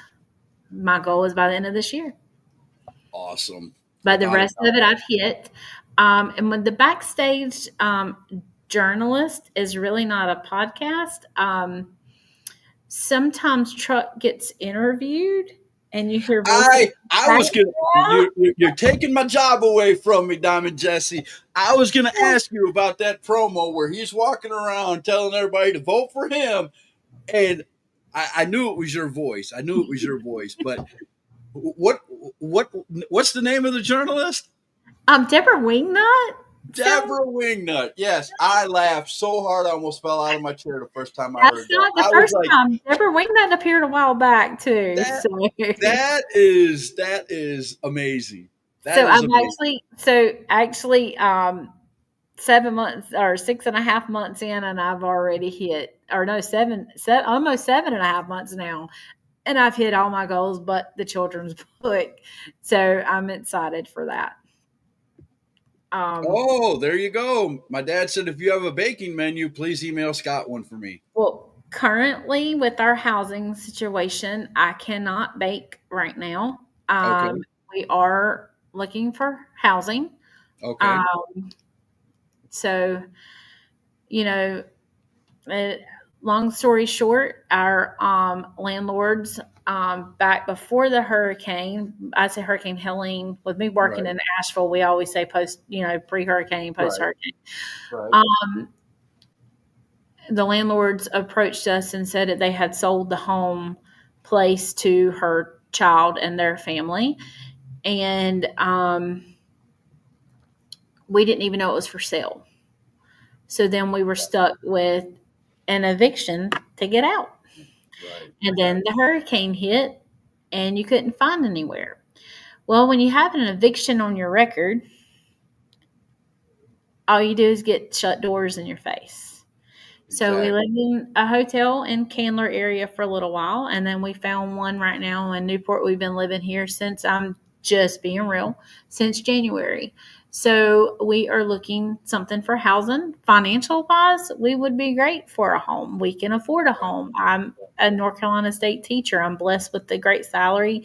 We do well with merch on the weekends and stuff, but would love permanent housing. I So got I got you. those prayers would be great for that. So Yeah, I want to get back to. I know you want to tell your whole story, but I want to get back to the part where what you do, you and Truck together. I mean, I know more than the normal person out there would know, and it's not that I know your business. It's just I've seen you at yeah. shows. You've talked to me at shows and told me about things that you're doing and how you do it, and Mhm. small conversations here and there, and I'm always amazed by it. And when you guys popped up a couple weeks ago on Facebook, that I'm not going to lie to you, Oh, the merch that was sale, the most the first one. amazing thing I've ever seen a wrestler in our area do, because not many people, we've seen people come on, do a promo and go, "Hey, I'm selling shirts." Or throw a poster up there for a few days. "Hey, I got t-shirts. Go to this and this and this." But you guys literally made it a show. You literally are on there showing the merchandise. I hate to say it, but it sounds like it when you watch what you and Truck do, it kind of looks like watching, you go on an actual channel that sells stuff. Yep. You know what I'm saying? Well, we have fun. But it is fun, but you do things that are different from them people. By you actually look on the, to the people that are on there, telling you stuff, and you answer back, which is Yep. awesome. That's the first thing that hit me was, okay, they're not on there just selling, but Mm-mm. they're being themselves, they're promoting their characters, And we they're love our fans. right, I right. mean, Truck's always been that way, and he has.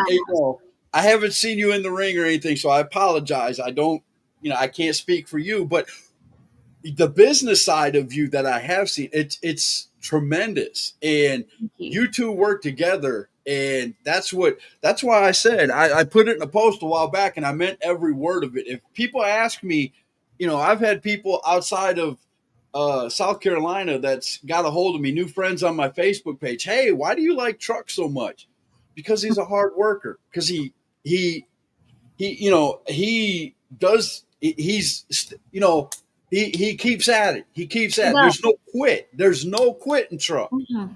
And even when I first met him back at APW, before all the changes and all the I can spend an hour on that, but Yep. you know he would come out, and I'm not going to lie to you, and he better not lie either. There's been times where he's come out and he's looked at me and said, "Scott, how was that match?" "I think I was horrible." He had Yep. no self-esteem, and he was great. I'm like, "Truck, these people are eating you up. You got They the biggest love pop him. tonight." You know what I'm saying? And you got to start, and you put that belief back in them. Somebody did, and I believe it's you. And Well, I tell him every day how good he is. he I is. mean, He's amazing. nobody's I'll tell you. perfect, I, and he is in a phenomenal. I mean, of course, he doesn't have. Not trying. I mean, I'm being real. Of course, he's not the most amazing. He is his biggest critic, like you just said. He's not the 100% technical worker you would expect in the ring, but he gives his 110% when he's in that ring, and he is a phenomenal entertainer. The crowd, exactly. I was about to say, I didn't want to cut you off. yeah, from the Truck little one Truck to the big one. is more the entertainment side than the Yep. wrestling side, and that's not a put down to him. No, it's not. His pop is not from what he does in the ring. His pop is what he does outside of the ring. Yep. Smiling, happy at the merch table, signing autographs, talking to kids. One of the biggest things that I always get a kick out of is when him and the the Clowner together. I know difference in opinions and that it's wrestling. I get it. But when they were working together and they were out there, that music hit from that music truck. And let me tell you, I don't care. They could have been first coming out of the screen. You're not going to get a bigger pop the rest of the night. And I'm just being honest. We're People talking about that. Guess what happened? We didn't get to go to the Catfish Festival this year because of my work schedule and the distance. We couldn't do every day, and then we were already booked on that Saturday because of where we're living at. Some clown, I don't even know his name, some clown came out with Jason Cosby or whatever Jason, I don't know, in the ring name, and they came out to Ice Cream Truck's music. And you can hear, we saw the video on somebody's phone where the crowd really went, like that. You saw the excitement, and then they thought Ice Cream Truck was coming out. They did. So you can hear it on the phone, the video, the gasp from the audience. Wow. At a festival. Wow, that's crazy. That's crazy. But again, going back, and I want to bring PTSD back into this. Yep. So you met Truck, things are going really well, and I know just like every relationship, there's going to be the days every once in a while when you guys don't agree on something or something. You know what I'm saying? It's in every relationship. But is things a lot better now than they were? All those bricks coming up. Are you still? Do you still feel like when you put your feet on the floor that you're on fire, or has Truck taken a lot of that away? I'm just asking a question that from honesty. I don't know how to ask it really. And there are days that I struggle worse than others, and there's days that that I'm sure that he wishes I would stop crying, or like, why are you crying, or I'll jerk, like I hear a loud noise. Right. And or a voice would get loud, and it doesn't necessarily mean that I'm thinking that he's going to do anything, because he's never done anything to me ever. But I'll scrunch up, but it's fear from so many years of being tormented or being mentally and physically abused that it depends. And then when the circumstances we're in right now, my emotional state, it's like I'm on fight or fight mode. Mm-hmm. You're in that constant survival mode, and it's like, I want to find a house, I want to find this, I want to make sure we got finances good, I want to make sure this and that, and and the bad thing about it is a few mistakes made in the past is the reason why you can't just jump in the house. And so trust issues is something that I really don't know how to get rid of. Right. And it's not saying that I don't trust him. Right. It's stuff because usually when I think things are going right, then it's like, oh, here we go again. Does Truck ever, because I do this with my wife, and I love her, and she'll understand why I'm saying this, so she won't get mad at me. Does Truck ever look at you sometimes when you're saying something and go, you do realize I'm not them, right? All the time. All the time. I know exactly. Exactly how you feel. But then exactly how Truck feels when it comes to that. But then it crushes me on the inside because I don't mean for it to come across that way. Sweetie, you're not doing anything wrong. And Truck could tell you the same thing. It's just that, he has to keep repeating it, because if he lets it go on, then it's going to stay that way in your mind. He has to let you know, hey, I'm not that guy. And until he breaches that, which I pray he never does, and he probably never will, but until he breaches that, you have to start getting it in your mind. I'm going into psychiatrist mode, but I had to do this with my wife. So I'm speaking out of experience. There were certain ways that I'd come toward my wife and she'd do the same thing. I'm like, I'm not them. Yep. Oh, okay. Well, she wouldn't say okay, but it's not easy. It's No, it's not not. easy when you're not at fault, but you keep hearing it, all the time. And again, this is why I love this story coming out, because we're gonna get to both sides of this. And Yeah. like I said, if Truck ever wants to come out and speak, he's more than welcome on the show. But from somebody who's got a wife who had bad things happen to her, and coming from we know the hurt. Trust me, when I see her cry, I cry right along with her, and I'm pretty sure Truck's the same way. We don't want to see you guys hurt anymore. So the more you talk about it, the more you tell him. I know it's hard for you to tell him everything, but I'm imploring you, if you do, he'll understand. He'll get it in his mind what he can and can't do. And if he does accidentally do it, oh, I'm sorry, I realized what I did, and you won't go into fight or flight mode. You know what I'm saying? Oh yeah. But and I can speak that from experience. I'm not saying that you guys are different. You guys might be totally different and everything, but from my experience, it's hard, because I go to do something sometimes in our marriage, and she's like, well, I'm so used to being, doing this myself, and I'm so used to, but Connie, I'm not them. I'm here to help. Yep. I'm here, I might be disabled, but I'm here to help you. It's hard to get out of that mode. Speak a little bit about that. It is hard to get out of that mode, especially in the industry that we're in. Oh gosh. Where the Because lying, the cheating, the back talk, the talk behind, but yeah. then also I see a lot of things that sometimes can come across to me as a not really an option. I'm trying to figure out like a competition. That would be better, Mhm. because it's like, oh, wait a minute. She might look better than me, or she can do that better than me, or she's getting kind of cut, and it's like, and then I go in that fray and that fear. Now that there's been a couple times that I try not to cause a scene because I don't want anything to jeopardize him at all. But I know I want to say it's maybe 2 or 3 times in the past year and a half.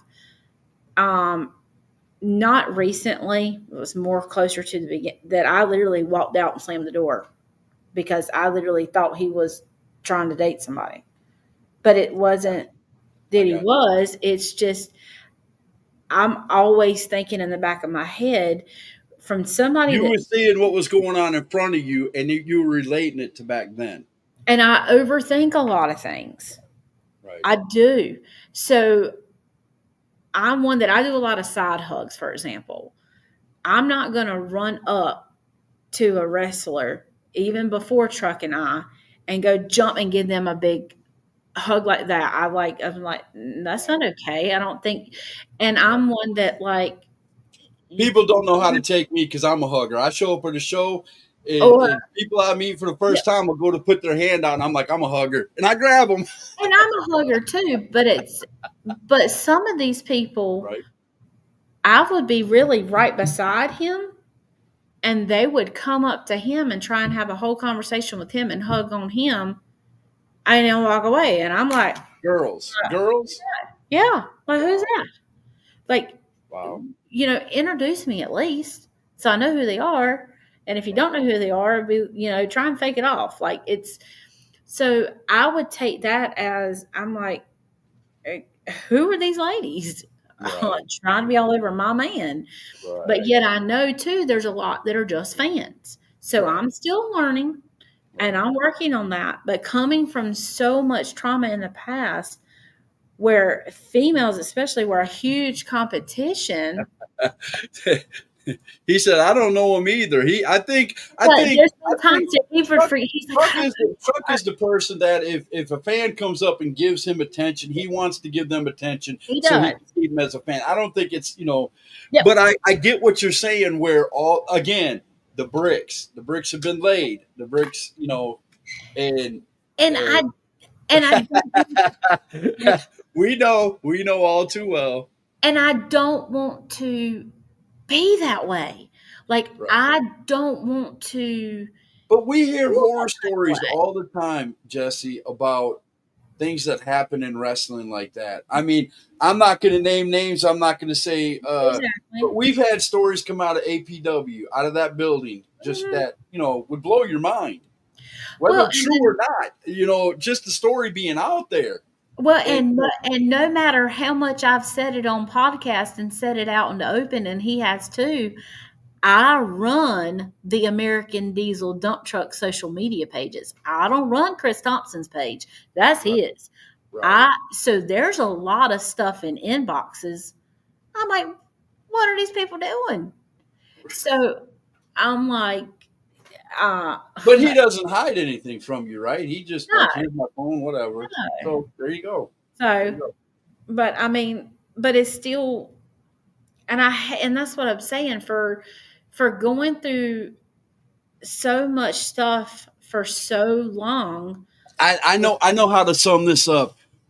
For somebody to be in fight or Hmm. fight or fight mode for so long, you finally found a good one, and now You think it's, yep, when's the other shoe gonna drop? When's the exactly. other shoe gonna drop? When's the other shoe gonna drop? This is too good to be true. But I get it. I really truly do, and I've never been in that situation. Man, oh man. So to help with these triggers, Okay, this is the part I want people to hear. yep, to help with those triggers, I have worked really hard. Can you post the one that's got like, it's my logo, but it was the stuff that you didn't know what it was all, and it had a list of things and said free sessions? This right here. What a lot of people don't know is, for one, I'm an ordained minister. I am a faith community health ministry health promoter. I am a integrative healing arts practitioner in training and a certified trauma informed coach. So I have took all of this crap over the years, and yes, it still affects me. I'm not perfect. I have to work on me every day, but I'm trying to help others as well. So I do little mini sessions for free and then set up times to do. I'm not a therapist, I'm a coach. So I can't prescribe medications. I don't want to even prescribe medications. My goal in life is to help people try and overcome trauma through the ways of Jesus's ways and the Bible ways.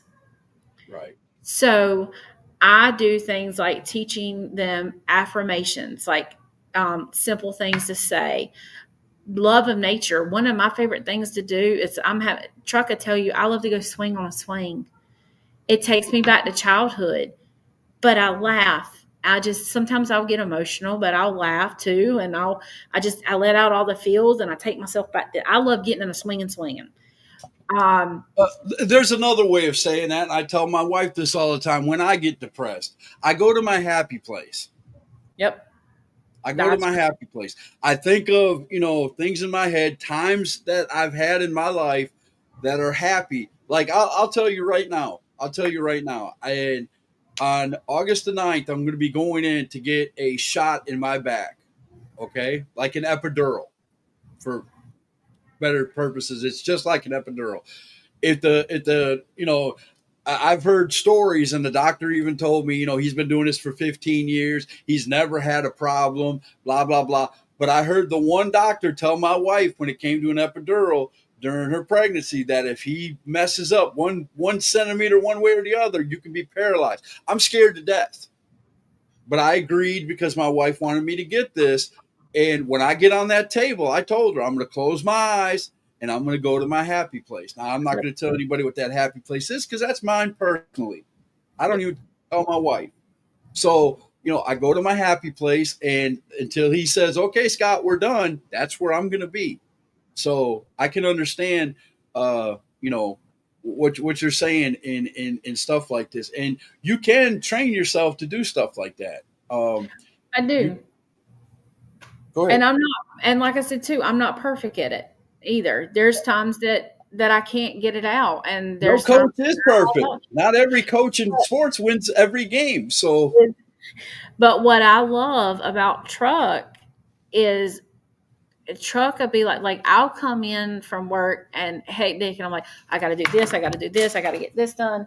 And the first thing he'll do is say, sit down, breathe, relax. it sounds like me talking to my wife. Truck, me and you got to sit down and have a talk, brother, because we go through the same. My wife does the same thing, man, because she runs everything in our house. I got it. She'll sit there in the morning when we get up, and she'll sit down at the kitchen table, and I'll say, and I make the mistake every morning of asking the same question, dear, what you got planned today? Well, I got to do this. I got to do that. I got to do this. I don't know when I'm going to get here. I don't know how I'm going to get there. I got to do this. Breathe. Yep. Slow down. I will help you with what I can. What I can't, we'll do one at a time. Slow down. You're okay. And so I use a lot of things like essential oils. I Right? love to rub essential oils here, different spots. Truck and I both, I'm probably calling you out right now, just recently started getting acupuncture.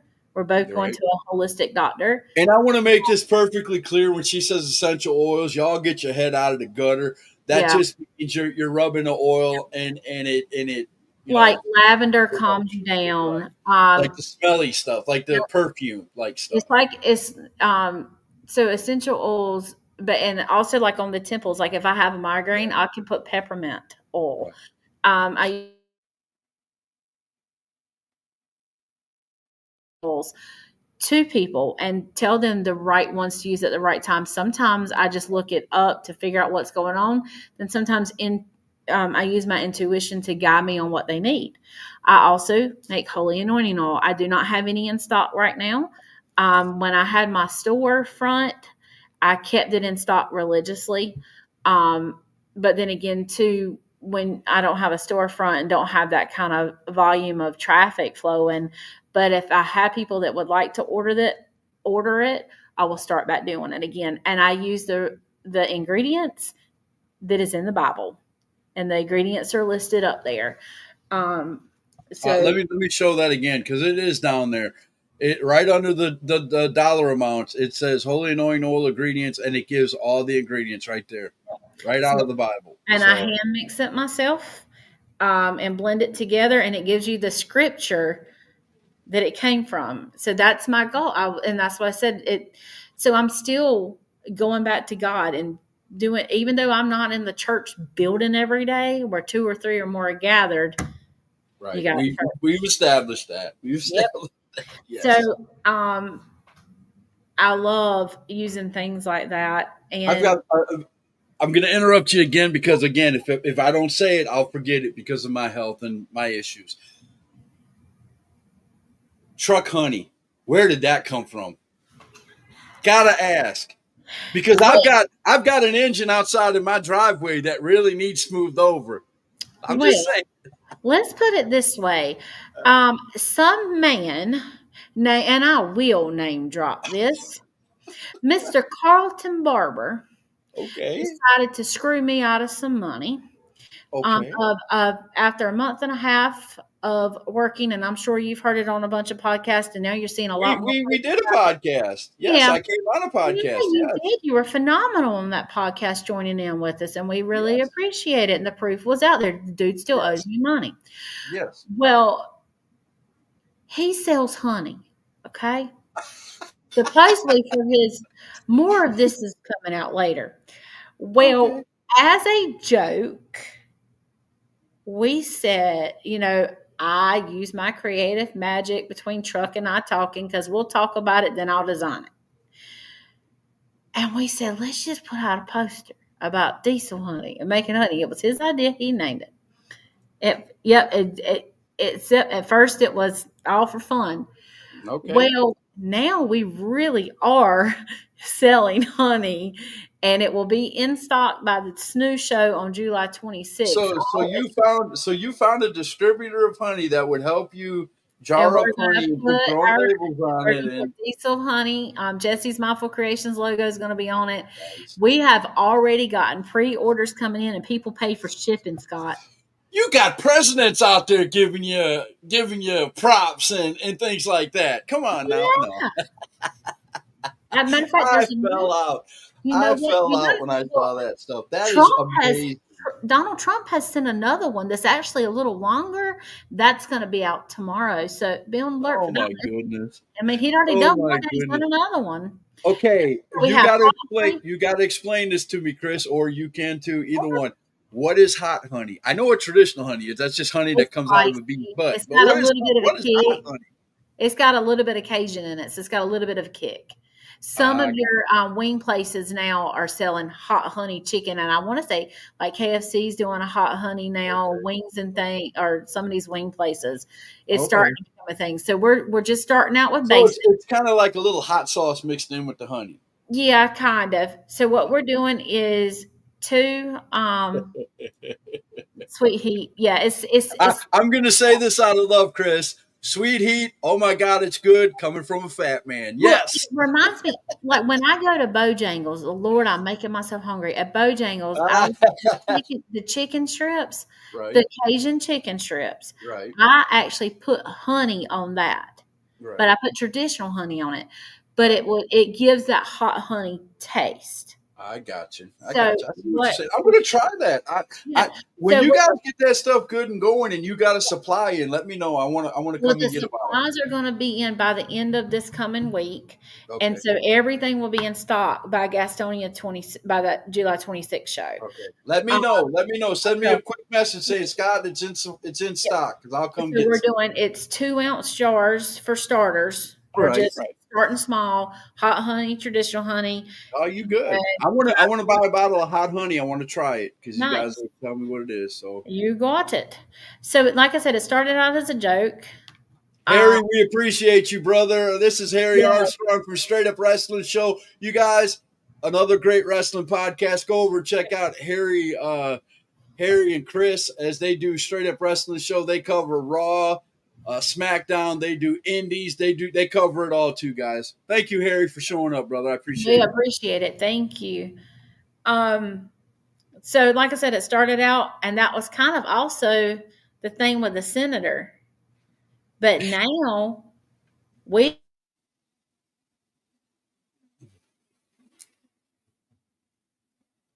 You froze up for a second. Come on, come back, Jesse. so There you they're go. helping. They want to help sponsor and get signs made to put out in yards, and so they would go around and put them in yards. Chuck, why couldn't you be from South Carolina? Because I'd vote for you. I'd vote for you over the senator we got in a heartbeat. I ain't lying to you. Well, and so Chuck's being real, and this Carlton dude does not like it, but he's gonna get over it. And the thing is, too, is because he was talking about Truck was being a social media bullier. I said, well, let me tell you this. I said, it's the same thing when I put hashtag better than Carlton Barbers. Okay. Well, anyway, it's like you go to Pizza Hut and you don't like Little Caesars. You tell the world, I'd rather have Pizza Hut than Little Caesars. So what's wrong with me saying and Truck saying, I'd rather have Truck Diesel Honey than have Carlton Barbers? You just don't like it because you owe me money. Yeah, I I'm just can being agree with real. that. I mean, So you're not slandering them. You're just saying you like one over the other. I got and you. we are not a scam artist like him, where technically you're supposed to. I've done my homework. You have to, in order to be officially on the ballot. One of the qualifications is to raise $5,000 plus in campaign money and have a board of directors. Well, Right. the loophole with that is Truck can be handwritten in. Right. So we are not going to swindle people for money. Right. That's a lot of money. Right. And that's why we sell merch. We want you to get Right. stuff for what you buy. If you choose to sponsor, like if you look at the sponsor list, I'm going to give you a whole lot of I stuff. don't think you sent me that, but yeah, you did send me that. But Not this time. we'll get it up. We'll get it up there. But Oh yeah. yeah, you've So without a doubt. we rather let the fans, and this is stuff that I do as well. This is just a few samples. Right. There you go. what I do Got now. WrestleCast podcast over there, which is awesome. Yeah. And if you look at the bottom, I actually went on and made this one due to people like Carlton Barber because, he tried to claim that I didn't do what I was supposed to do, but he's not a member of a lot of wrestling communities, so he doesn't know where I shared everything.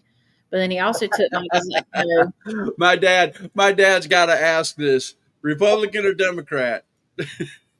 I think whatever comes out of truck comes out of truck. It ain't gonna be no. I think it's gonna be So whatever. independent. Yep. There you go. Independent. That would definitely cover truck. Independent. I love And it. truck's got I see it on the side very little. So every sponsor will be patched Oh, on yes. his new gear. He is getting new gear. We are working on. He's had a couple people sponsors. We got a couple more coming in, and they will be on his gear. As well as I have a jean jacket that I wear with my OG stuff sometimes, seen it. and I've I seen wear it also. So I'm going to put it on mine too, even though they're sponsoring truck. Right. Technically, we're a team, so I'm going to have. Technically, you're a team. Yeah. So there you go. He said I love independent. That's what I thought he would say. I love that. And my dad said fabulous. Yeah. I love that. So, what would you? Here's the biggest question I'm going to ask of the night. What would you tell a young lady? Okay, my daughter's 16. I'm scared to death of her going out in the real world. Okay, Mm-hmm. I'm just not going to lie. I've got another daughter up in Wisconsin. She's grown. I'm scared to death with her too. All my kids, even though I've got males and females, but I've got, daughters. But what do you tell somebody to look out for to be sure their relationship is good? What are some of the triggers to watch? What are some of the triggers that you could see, that Your you child. didn't see back then that would tell you whether a man's being honest or straight or good to you? So I want to get clarification there. So are you looking for triggers in your child to see if something's happening to your child? No. I want you to explain to a 16-year-old who's going into the world in a couple of years and going to have relationships. What do you look for to know whether you're in a good or a bad relationship? What are the triggers? Because you went into here's what I'll say the whole thing out. Mm-hmm. You went into a lot of relationships where you didn't see it coming. Mm-mm. And then all of a sudden, bam, it started popping. Yep. It started popping. Since you've been through that and you know the signals with more than one relationship, what are some of the triggers that a young lady would look for? Because a lot of times, and I'm a man, I get it. When you start dating a woman, you want to, go out, take her to the good restaurants. You want to treat her well. All they see is the good stuff. And like you said, you moved in with Truck. You knew he was a good guy, but you didn't really get to know him until you guys sat down, started spending time and, real quality time. And what would you tell a young lady who's about to go out into the world what to look for in a relationship? Because a lot of times, hate to be that way, but guys suck and the good ones are few and far between. And I'm going to tell you this, and like I said earlier too, and a few times, it's also vice versa. No doubt. But I just want it from your perspective, from your relationships. Is this right here? And this might sound cliche, but whether or not it's sitting up or face down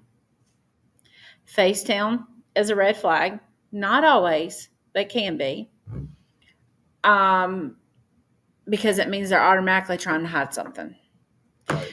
Now, I don't think a password is necessarily having a password is necessarily a red flag. Now, years ago, I would have thought yes, but for example, my cell phone has access to apps that I use in my classroom. Right. A password is it can So be for for the sake, financial and all kinds of yep. other So reasons for too. the safety for children and my families and stuff that I teach, I keep a locked password. Right. However, Truck knows it. He Right. knows my password. So that's a red flag. Another red flag would be is one that does not mind carrying your pocketbook at all. And I know that sounds kind of crazy. Don't sound crazy to me.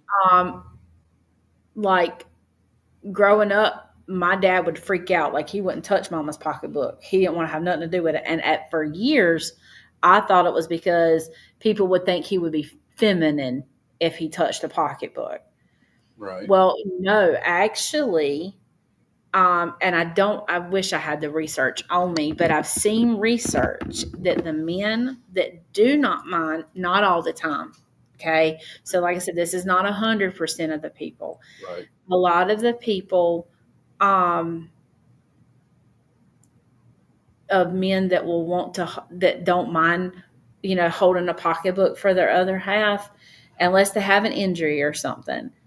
It's because that means they got easy access to get into the wallet at any time. Right. Men sometimes stutter when they're in communication and won't look you dead in the eye.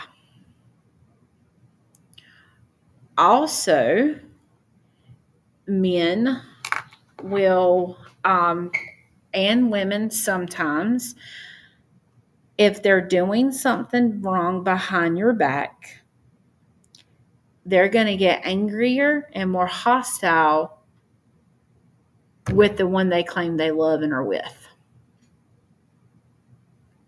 Right. They'll yell at them. They will blame them for stuff. Or Now I've heard that a lot, where they'll be doing something and they come home and accuse you of doing it. Exactly. Oh yeah, I was. Rampage accused me. Oh, sorry. Anyway, my ex accused me of consistently cheating on him. But the times he was actually saying that I was when he was doing it. Right. And he was believing his own lies. I got you. And I have proof of what he done. Right. So not looking you in the face, not looking making eye contact. What about not accounting for his time? Not accounting for their time. Oh Like, yeah, as they're well. supposed to be home. You could tell when they're home from a job. And I'm not saying stalk them and make sure they're coming home. I'm saying, they get off work at 3:00. They got off work. Yep. They come home at 6:00.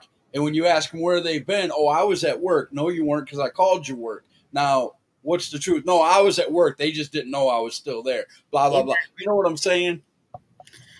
Oh yeah. Well, I rode by your work and you weren't there. Yeah. That's right. Truck said he don't mess with my pocketbook. He won't.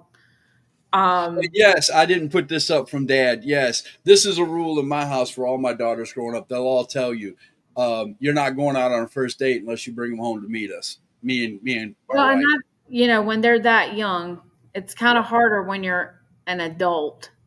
On that end, but as a teenager, my dad would introduce them to the gun cabinet. We were big hunters. The big joke with me and Desiree and Jasmine. The big joke with me, Destiny was baby. They're 10 years apart, so Destiny was a little thing. The big thing with me was, they're gonna come meet us for the first time, and I'm gonna be cleaning my gun. Yep. That was the big joke. I don't even own a gun, so that'll tell you. But it's still put the fear of God in them, though. I was 15 years old, I think, maybe 15 or 16, and I knew from school events and stuff, but he went to the neighborhood school, another school down the road, and wanted to go on a date. And I'm like, okay, whatever. I really won't into it. We had the same group of friends or whatnot. Right. He kind of put me and introduced. First of all, he didn't come to the door. He stood out by the vehicle. So I'm shocked my daddy even let me leave with him. But Oh, I guess wow. he knew how I was. So I won't take crap back then and at that age. And then he That's and crazy. then he introduced and he pulled up in a station wagon. It's okay. But he told my daddy that was his pimp wagon. Well, needless to say, He told your daddy, a preacher, no, my daddy wasn't a preacher. My daddy was a preacher's son. okay, a preacher's son, Yep. that he was taking his daughter out in his pimp wagon. He said, "Oh, well, I'm just joking." Ha, ha, ha. Well, anyway, needless Oh, to my God. say, my curfew was 11 o'clock, and I got back home at 9 o'clock. And my daddy said, "Well, I knew you knew what to do." We went to a movie and came back. I said, "I was done. We won't going out to eat. We won't going nowhere." And he never tried anything. He won't mess with me. I But got you. like, I knew it wasn't it. He didn't, how he treated my dad. And my daddy expected you. He was one of those ones. You come to the door, you knock on it, you introduce yourself, you shake my daddy's hand. I grew up old school. Now, So I'm going to say this too. My wife says this all the time, and this is what attracted me to my wife. Okay, okay, she is very independent. She'll tell you flat out when you meet her. It's a joke to a lot of people, but it's the truth. She's like, I don't need Scott, but I love him. nope. I didn't marry Scott because I needed him. You know what I'm saying? Oh Very yeah, independent, very independent, and I love that about her. But there are some women out there who feel they have to have a relationship. You were at that point at yep. one point in your time where you thought you had to have somebody there. What would you say to the girls who are in that kind of that they're in the middle of their bricks being laid with all this PTSD stuff? What Well, would you tell them how to get to the good part? well, the one thing that I know, because I had people telling me what the signs were. You learn the signs in school. You learn all of that. And I'm going to be honest with you. You can tell them, but a lot of times they got to live and learn. It's And easy to read it in I a mean, book or see it on a video, but I you hate gotta live it. that way, and I hate to say it, but I mean, that is really the truth.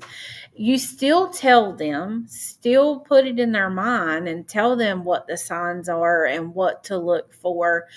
But if teenagers are going to see what they want to see and hear what they want to hear, I was one. I get it. I'm blessed. I wasn't pregnant at 15.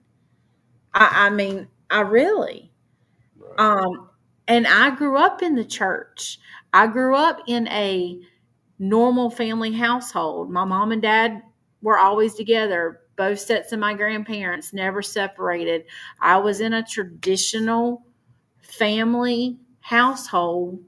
It won't the stigmatism of a single parent where I grew up. I had a sibling that was a few years older than me. I was the baby in the household. I supposedly got what I wanted all the time. Do you find yourself being overprotective with your daughters when it comes to relationships? Oh, yes. But now that they're adults, it's, I just talk to them and let them.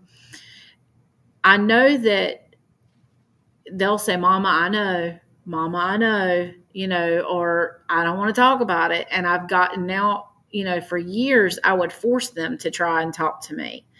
You can't do that either. Right. If they don't want to talk, they're not going to talk, or they're going to tell you what they think you want to hear and not tell you the whole situation. I do believe this. I'm the protective one, Chris. Yes. Yep. I do He believe is. That he is. so. But so in closing, because we've been on here for almost 4 hours, and again, I appreciate you telling your story. This is amazing. I could go on for another 2, but I'm starting to get tired. I'm not gonna lie to you. Well, and this whole week I've had, and I usually work 8 to 4, and usually leave around 6 something. And this whole week I've been doing the 7 to 5, and I've been leaving around 5 something. So Right. I yeah, got you. I know you're tired, but again, I appreciate you coming on here and telling your story and talking to us about PTSD and answering some questions and explaining to men and women, the PTSD and what they can do. Um, give your information again so people, if they want to reach out, if they want to, have you as a life coach or with some of your like your bottled stuff that they want to do. I'm getting tired, so my mind is. you're fine. They can get me on Jesse's Mindful Creations, my Jesse page, my personal page, Angela Holiday. I'm on Facebook. I'm on Instagram. I'm on TikTok. And I've just recently started the Jesse YouTube page.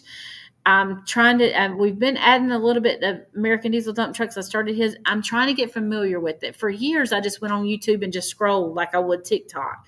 So I'm trying to learn the outlets and how to update and how to upload and all of that. So private message me on other events, on my flyers that I post on social media. My phone number's on the flyers. If I don't answer, I am a teacher during the day, and I've got traveling through the mountains, so sometimes I don't have the best service. I usually, most of the time, unless an emergency, contact within 24 hours after a message. Most of the time, it's almost immediately within a couple hours usually. Oh, baby, thank you. I love you. Yes, it means a lot to have. I've been able to talk way more tonight than I have in a long time, and I think this is the first time I've done it without even shedding a tear at all. I'm glad. I'm glad because I think the teaching part helps out with that. When you're It just does. in a personal set and talking about yourself, it all floods. Well, But I work with families every day that have gone through similar things because right, I don't just have a child in my class. right. I have their families. Right, I got you. I understand that, and that's we need more teachers that think that way. Trust me, we really do. I appreciate that. So we're gonna say goodbye. I usually do a big outro, but I'm not gonna lie. I I'm get it. fighting sleep Yeah. right now, and it's not your story. Your story was phenomenal. I'm just not used to being up this late. I'm an old man, and it's past my bedtime. It's But okay. your I story get was it. so good, I didn't want it to stop. And my dad, look at this. Take a pill, son. This lady is great. So look at that. I love it. He's I on your love side it. too. Truck, I appreciate you letting us have time with Jesse. Jesse, I appreciate you coming on and telling us your story. And you are invited back anytime you want. Thank If you. if you want others to see your story on here, just tell them to go to YouTube, I will. hashtag Truth Wrestling Podcast, number 529. It's right there. It'll be at the top of the thing. Like I said, in 30 days, Facebook will erase this because it's a Yep. uploaded video, but you can go to YouTube and it'll be there, forever. So Dad said, bless you, dear. So Oh, thank you. there And you we'll go. have to talk about that church too. I would love to. There you go. Yes, Dad. I'll have Dad get a hold of you, or he can send a message through me, and I'll get in touch with you. Yep. And Because the women's that would be conference I awesome. did, I've done one at churches and I've done them for small businesses as well. That is awesome. That is awesome. The little church at the bottom of the hill, I like to call it, where we go, that would be greatly appreciated if Awesome. you come in to tell your story. So Thank you. I love it. So, all right, guys, here we go. The Diamond Jessie came on here. She poured her heart out. She taught us a lot of things.